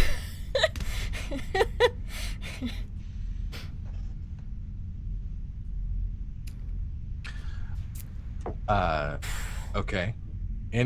So then Lieutenant Lowe clears his throat. We're all in the mess hall. Nearly everybody's there. All right, let's settle down. Don't throw that. Could you just hand me that? That's mine. That was my grandfather. Thank you. Okay. So hi. Okay. So listen. We're about 35 minutes away. We make sure everybody has had the red Kool-Aid, the red drink over there. That's super important. So cheers. That's right. With Thank the you. galaxy's okayest Captain Mug. Cheers. With the red Kool-Aid. I'll tell you what. I'll join you. Here we go. All right. Straight out. Oh, it's awful. Okay, so listen, we'll all be in here. There's select crew is on board the Ephesus, and so any final questions, thoughts, let me know. And dismissed. And everybody kind of grumbles and makes their way to their respective chambers. The sergeant major would be on the Ephesus, which has now been loaded into Billy, and it's about double as big as the drop ship, maybe 3 times as big as the drop ship right next to it, and fills this. The hangar is now uncomfortably crowded with this big goddamn ship in it. Just fits. And so, Brewer, you notice Thompson smile at you and give you a polite wave before he hops in. Yes, we had a short conversation while you weren't here. But yes, I told him, I apologize for being short with him, but yeah, I get waved back to him. And he looks uncomfortable in his tidy whities as he awkwardly climbs with the bald spots on his thighs glistening in the fluorescent light as he climbs into his pod. Okay. Anybody else have any special moments as you get into bed? Yeah, I talk with Violet. Yeah, I think Violet comes down to the sleep pods. Are we, just a quick clarification, are we on the Remington in our hypersleep pods, or are we on the Ephesus? Granger, you have accommodations for you on the Ephesus if you want them. They are nicer than the Remington sleep pods. And Okay. your wake up will be smoother. Okay.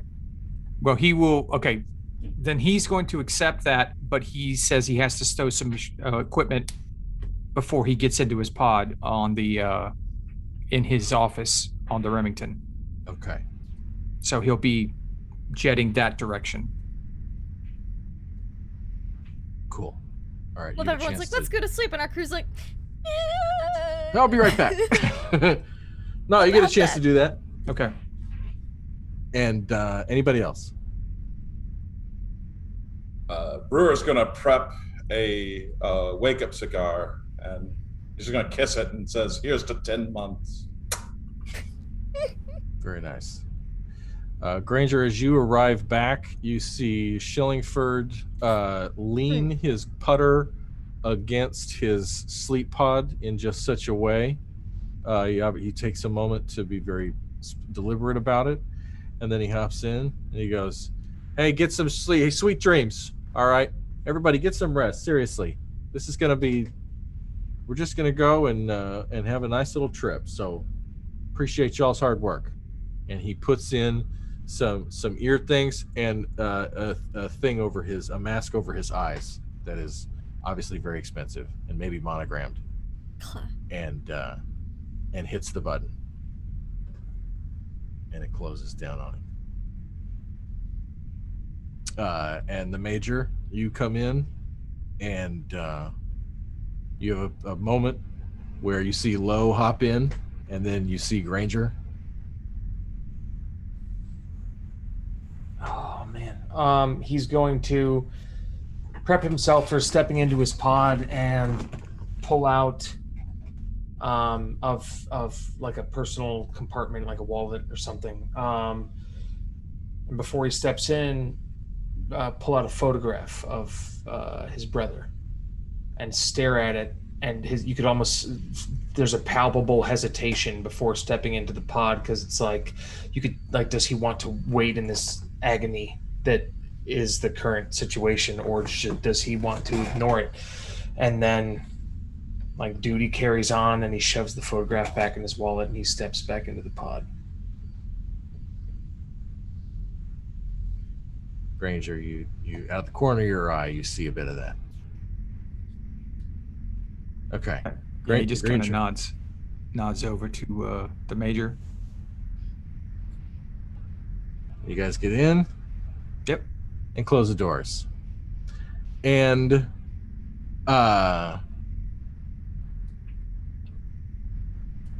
Violet, nobody said a word to you about Shillingford didn't say a word to you. Okay? It all just happened, right? He didn't talk to you, he didn't sidebar you. The last exchange you had with him was in the hallway. Okay. All right. So now it's up to you to do final navigation and lock everything in and actually hit the button and go.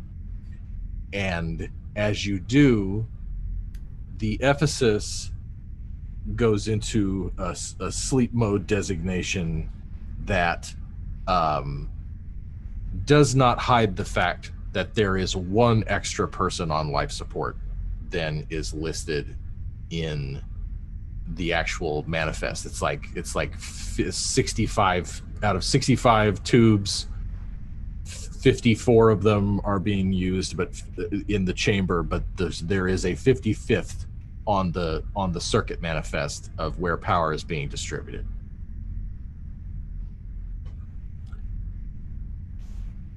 I think Violet goes to the cryo bay, the sleep pod area while McKeelson and Brewer and all of them are going down.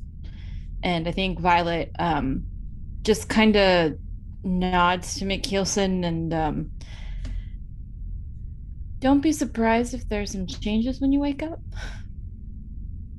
Could you do me a favor? Honestly, it's 10 months. I don't really need to hypersleep, but we hypersleep nonetheless. But, Kennedy, the traces of neurotoxin, apparently similar traces found from, that shithole we left. There's still traces of, well, you know, from the med bay, the thing that we had to incinerate. Could you cross-reference those and see if they match? Yeah, I'll take a look at her while she's down. And if speaking of, you need help with something. No. Speaking of neurotoxins, what? That thing that the Yautja gave you? Uh-huh. Don't drink it. You know, I've really been debating on that. It really heavily. I don't think you want to know what it is. No, I really do now. It's and even though they're alone, like she leans in and she's like, we're definitely leaning in for this like best friend conversation. So like there's a technical name for it, but it's royal jelly. Okay. Like it comes from the queen.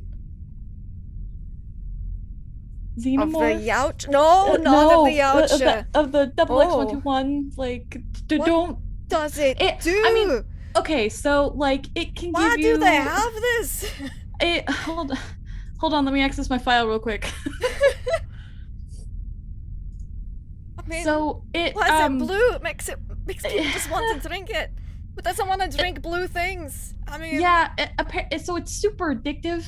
Like it's really anything bad. And if you like drink a lot of it, it increases your strength and stamina and aggressive tendencies to like superhuman strength and like homicidal tendencies. All right. So I don't recommend. I mean, I'm seeing a it. couple of negatives here, but I'm also seeing a lot of shit I'm used to. So. I mean, I will leave it up to your discretion, but I don't you said that recommend it. It's addictive, and it's fine. Yeah. But I only imagine that getting more of it would be the problem. The problem, So, because I'm assuming one drink and you're addicted, and we don't have more. We don't have more. Withdrawals would probably. How do they even get that? What did they do? I don't think I do they want have, to like, know. They don't. Like, But there was a queen. Beekeepers. Violet They just got their wouldn't know little that. Never hive, mind. pull out the little cells, and like, oh, there we are. That's terrifying. The Yautja were all over the zoo, so. Unless they bred the Yautja, or not the Yautja, the xenomorphs with, and then they'd be a lot smaller. Which I don't know if that makes them less terrifying, but I mean, I have Jeffrey's research. I can figure out where Jeffrey's might have gotten it from, but I don't know where the Yautja would have gotten it from. Anyway, I don't think we want like to I said, don't be surprised if there are some changes when you wake up. And and if you need help with anything, I mean, you're in charge of the. Well, you could wake me up if you need. Yeah, if you find out anything really bad. Yeah, I'll wake you up, and I'm already. We can't lose Kennedy like we lost the others. We can't lose another person to that goddamn planet. I'll do my best to save your radioactive girlfriend. Thank you, Violet. You're welcome. I what are could best kiss friends you. for? Please don't. I won't, Okay. but I could. But I like I said, I'm in the Ephesus already, and I'm gonna have 10 months to find some stuff out. So wake me up if you need anything. yeah, I'll make sure that that we wake up first, or y'all wake up first. So Wonderful. All right. And, well, guess I'll nap then. sweet dreams. Is that what? Oh, I don't like this. Don't like it at all. Don't let them crazy. Yeah. And then I think once McKeelson goes down, Violet is going to go onto the Ephesus. Can she do that? Yes. Everybody else has gone down. Everybody goes down. The low emergency lighting is running. You are alone on the ship. She's going to go onto the Ephesus. And she's going to find that 55th pod. Okay. You're alone. You're walking down the hall. You get to Schillingford's office, which is dark. You know the code to get in, which you punch with your thumb. And you step in to the low light in the office. You see his obnoxious Zippo lighter collection and a series of plexiglass stair-step trays so he can display all of them. And across the room, you notice a seam in the wall where there is a track of light going around the room, and it is behind his desk.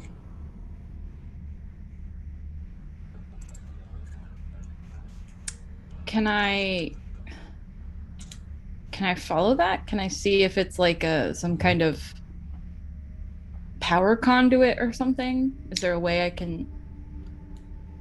You walk over to it, and it's not particularly well hidden. There is a catch under a panel that when you slide your hand against it, it has a hair trigger, and when that releases, a drop panel on the wall moves out of the way, and a long hypersleep pod at about waist height extracts from the wall on two long metal rails. And in it is a sleeping female. And you recognize that face. It's not your face, and it's not Dr. Iris's face. But you recognize that face. And she's sleeping. Do I feel like I can safely wake her up? You have many options right now. For one thing, you can see what she's dreaming by putting on the visors that are hanging from a thing nearby, like a cradle nearby. And it has obviously been used. It has the rubber on the ears is shredding from it. Can I... Because I feel like Violet would feel that that's an invasion of privacy, like in her own moral code. Is there a way that I can... Yes, you can wake her up safely. Okay.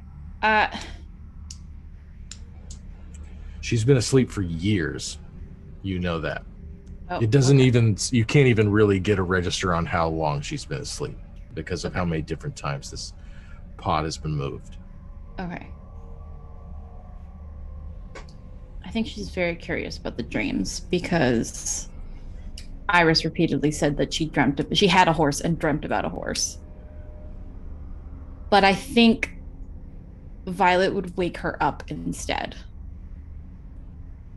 Okay. So you wake her up? I wake her up. Cool. You push some buttons on the console. There's a whole checklist you have to go through. It takes a few minutes. The lights turn from a cool yellowish to a hard purple. and there's a release of gas out of the wall as Lindy killing this fly is everything right now. And as the door trembles and then releases a big fat hiss and an odor that, since you're a replicant, you're aware of but are not disgusted by, of just like plastic, just like old plastic,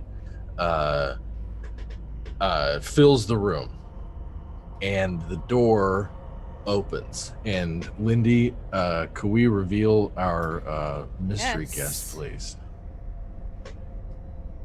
And at first, she is blissfully asleep. And then her eyelids begin to flutter open.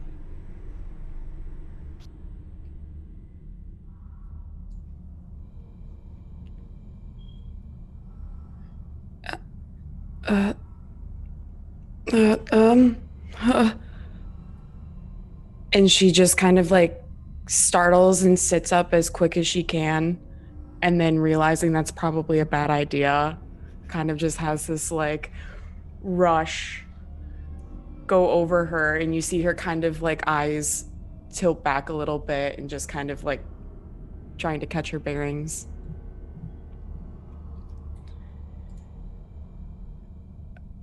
Hello? Hi. I'm Violet.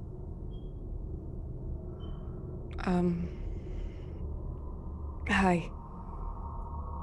Are you okay? Do you need anything? And she'll like kind of like start like self-assessing to see if she does need anything. No. I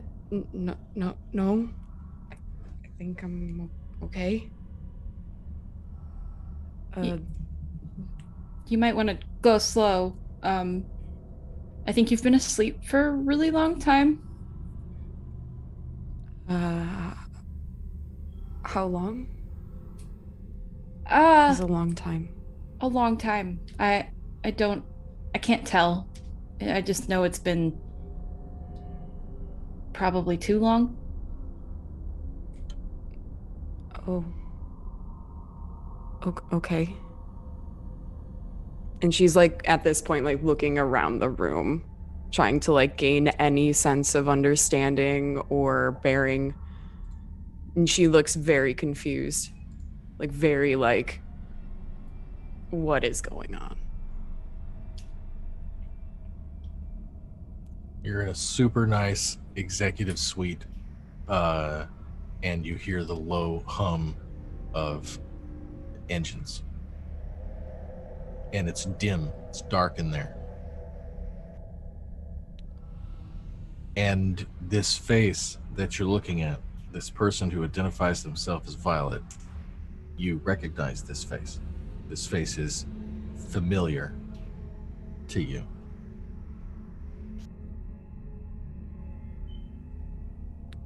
Do I know you? Have we met before? That's a really good question. I don't know you. I recognize your face. And I think you know me. I lost all of my memories. So you probably know more than I do. I don't remember much. And you see her kind of like have that look of like trying to physically go back and remember what she can. I don't remember much. There's a beast, and I remember an egg, a horse, flowers. That's all I know, really. Yeah, that sounds about par for course in my life right now. Do you want to? I know So, explanations. You're on the Ephesus, which is a ship. The Ephesus is inside my ship, the Remington. Everybody just went to sleep for 10 months because we're going to, funnily enough, a place called Black Egg. And she like pauses to see if there's a reaction. There is like a notion of recognition. Her eyes get wide for a second and then kind of like pensive again of like, that's not a good idea. So are you hungry? Yeah, and you see her kind of like grab at her stomach and just kind of like, there's just a sense of like, there's so much overwhelming information, but yeah, I am hungry. So she's like, yeah. And she will attempt to like start moving her limbs and try to get out of the pod. And I mean, Violet will help as much as she lets her. I'll take you to the mess. And while we're, I can explain some stuff. And I gotta get the ship underway too. But I can do that in the background. That's fine. Okay. Yeah. Yeah. Sure. Lead the way. Okay. Yeah. And then Violet leads the way to the Remington's mess, while in the background on her visor, getting the ship underway for FTL. And as these two women leave the room, as Violet helps this woman, whose only designation is a post-it note that says Plan R, we will end tonight's game. And I just wanted, the camera just stays in Schillingford's office while we roll credits. They leave the room and close the door, and we're just in there and hearing the hum as text is on the screen. This was great.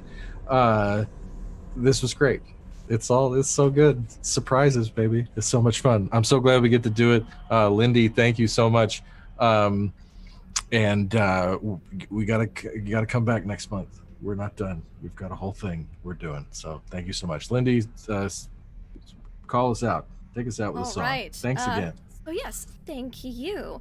We're gonna go around. We're gonna say who we are, where we can find you, and most importantly, what are some of your favorite moments from tonight's game? What? Give me your highlights, Travis. We'll start with you.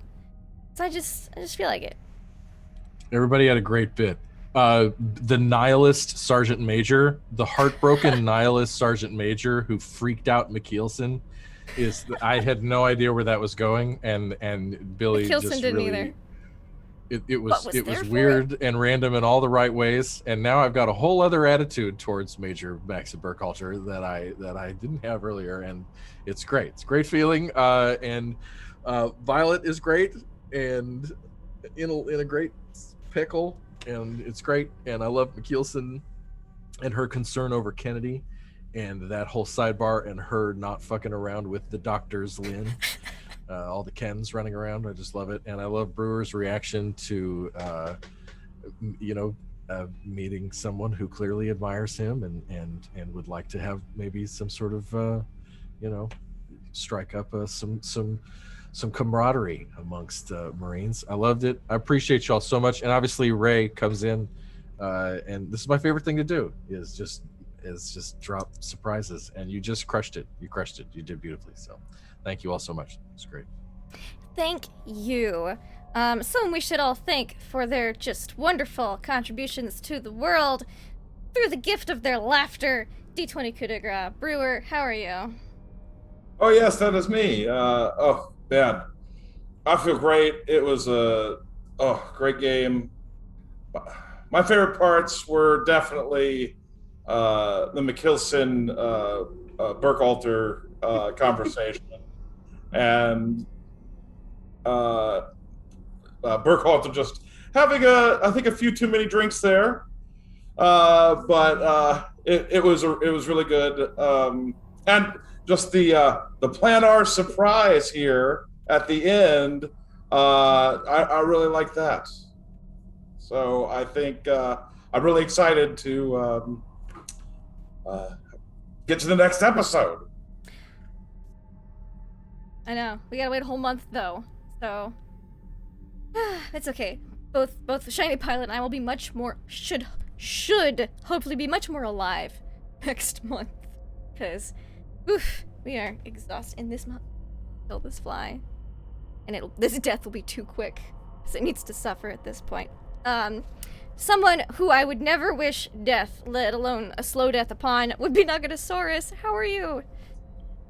I'm great. That was a ton of fun. I had a blast. This is probably one of my favorite games I've ever played in, and has a lot to do with the fact that I am obsessed with aliens, and that Travis is an amazing DM, and that I get to play with all these amazing people.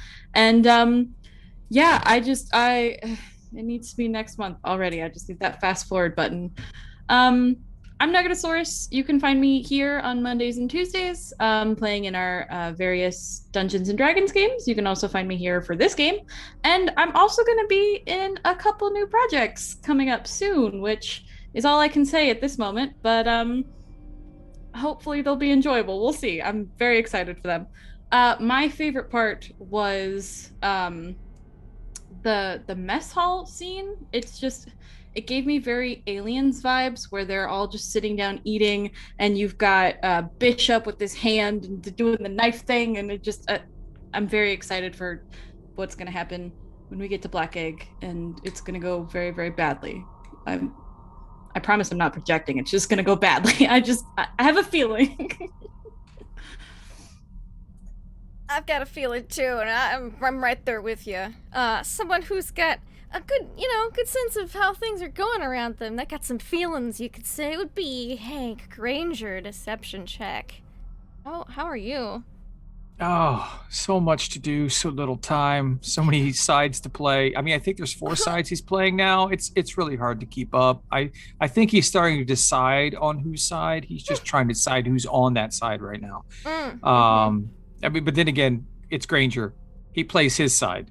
And it's just who's on his team when the chips fall. So yeah, that's going to be interesting to see. I had an absolute blast. Yeah, favorite part tonight was pretty much the McKeelson Sergeant Major scene. That it went so many places. I was so confused. I loved every second of it. I like that the Sergeant Major is starting to get the grudging respect of McKeelson, because Hank has had the same problem. He hated McKeelson to start with, and now vehemently actually respects McKeelson, and it's such a strange transition to get there. Really like that part. You can find me here on Monday nights when I run Mondays in Exandria with most of these fine people here. We're getting to the end of the first chapter of the story, this second campaign. So it should be interesting. Things are happening, a lot of fun. Also play on Tuesday nights with Ravenloft. We're doing stuff. We're dead, and now we're not dead, but we're heads in jars on a shelf. How do you play D&D as heads and jars on shelves? I've got to find out, because that's where we are. I trust you guys to figure it out. And of course, Aliens, the amazing vehicle that is brought to you by producer Trav, who just keeps impressing everyone with his ability to make us all want to play 24 hours a day. And then there'll be some new projects coming in soon, very soon. We'll be making announcements later on. So yeah, thanks everyone. And thank you. I'd also like to thank Shiny Pilot, who stuck with us as long as he could. He and I'm on 3 hours of sleep, and we've been working and doing like hard manual labor outside in the Florida heat for the 12 hours today, and we're just, this is day 2 of it. We're tired. We're done. So, but we love Aliens so much that we just caffeinated hardcore, and we played anyways. So yeah. But someone who I think of as hardcore, don't know their caffeination status, would be Billy, our wonderful guest. How are you? I'm good. I feel like my caffeination is like average. Okay, I had some stuff a couple hours ago, but then followed it up with some whiskey. Oh, classic. But I only had 3 whiskeys, and you're like, whoa, you should have a good buzz going on. I'm 6'1", Look, you only 275. had Chill 3 the fuck whiskeys. out. I mean, come on. I'm a big boy. 5 foot even. 110 pounds. 3 whiskeys? Yeah, that's you can have easily 14, 15, not bat an eye. And then still show everyone after about your 15, but well, I mean, it gets questionable, but the point is you can still do your unicycle juggling act without fail. Yeah, back on track. What the fuck am I doing? I love the show. The show's so cool, and the 100% the energy that comes into it from like Trav with the pregame, be like, yo, here's fucking 15 docs of like everything that I want you to represent, and I'm like, okay, fuck yeah, mission, let's fucking go, bro. And then I read everything, and I make the vehicle in my head of what Trav's vision is. Like he's a great director. Let's put it that way. He's a great director, and also like you should pay him a lot of money to run games on whatever the fuck you're doing games on, because he has a goddamn arsenal at his beck and call. Case in point, this goddamn show. Favorite moments. God, Brewer's a badass, and I want to see more of Brewer being a badass. Like I want to see Brewer in combat. I'm frightened. I feel like the secret protagonist of this whole show is Hank Granger. Just like in the book written by George R.R. Martin, he would get a fuck ton of chapters. I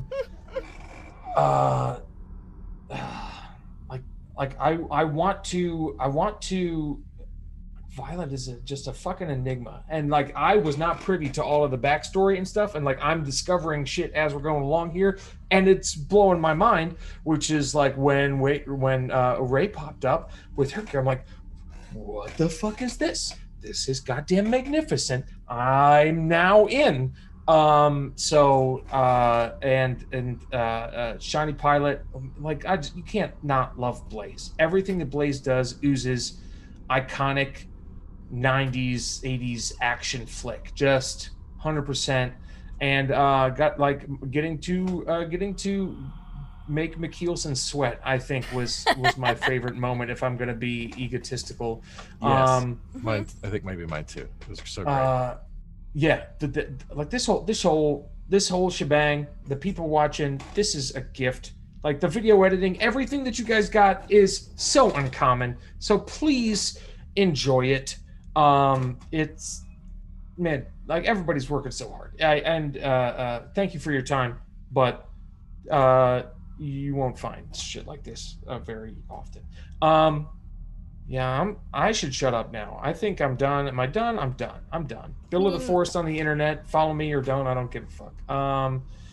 That's it. I like you, Bill. You can go on as long as you want. I won't stop you. We love you, Bill.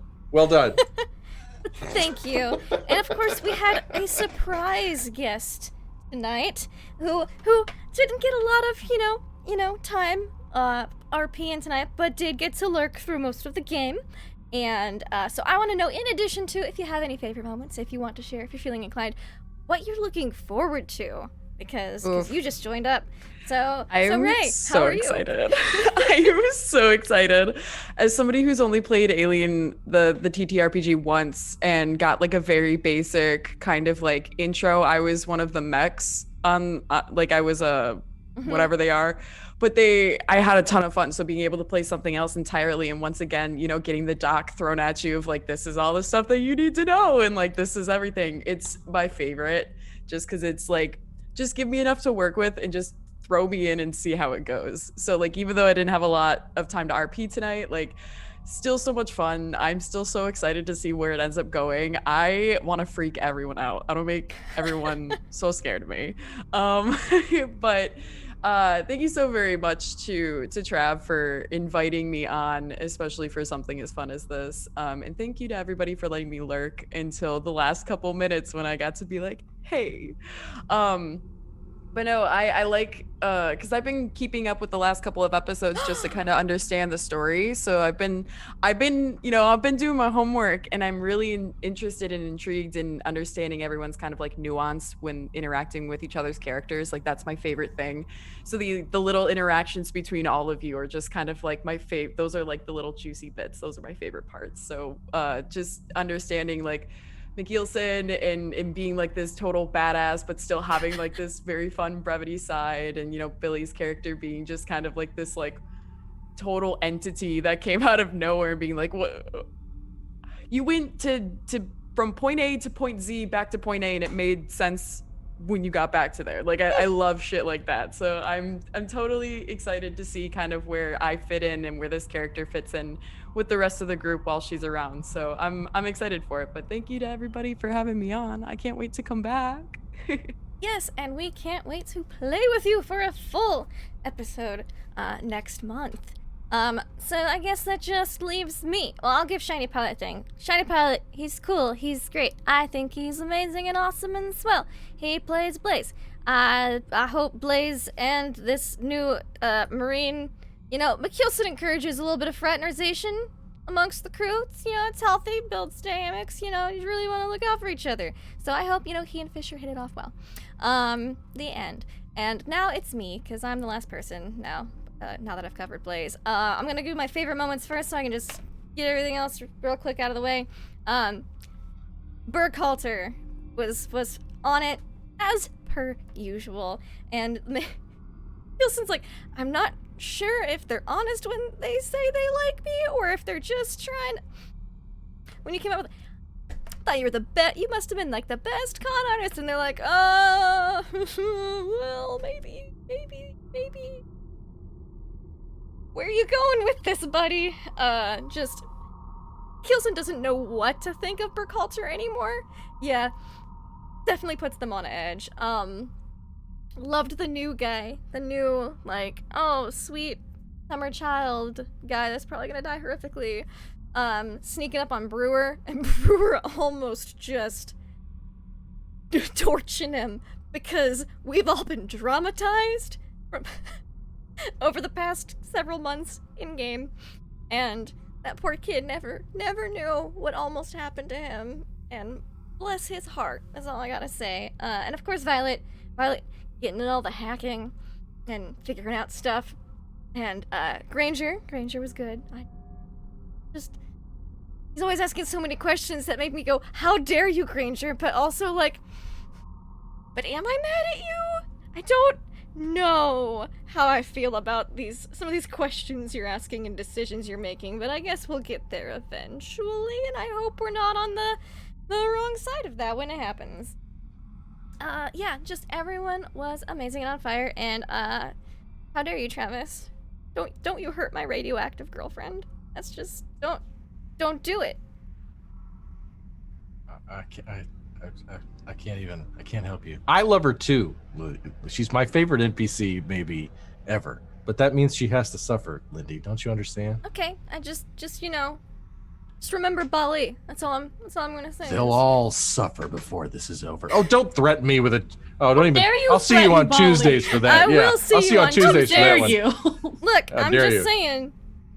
Oh, them I've got an fighting words. 8-year-old with a displacer kitten, and I'm not Fine. afraid to use them. The 8-year-old's like a level 3 thief. Be fine. All right. Yeah, All right, with I gotta like go. I'm gonna set the alarms 27 off. HP. Yes, we'll let you go so you don't get arrested. Say bye to these people. Thank you so much Come for back hanging next out. month. Come back. Go away, Travis. Don't hurt my girl. We will be here on Mondays and Tuesdays for Dungeons and Dragons. Mondays for Wanderlust and Wildmount, which is the much more lighthearted out of these 3 games. It's pretty great. Everyone has a good time. The party is antagonistic towards each other half the time. And then, of course, on Ravenloft, I killed them all 3 weeks ago. And then they were undead. So they weren't dead. They were just undead. And then they escaped Necropolis. But then I beheaded all of them and put their heads on jars on a shelf in Aslan's laboratory. So we get to see how they escape from that when next we play. So that'll be exciting. And, of course, Aliens next month. Be there.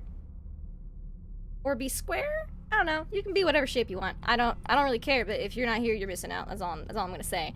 So thank you all so much for hanging out. We hope you had fun. Thank you so much for playing. Until next month, have fun, play games.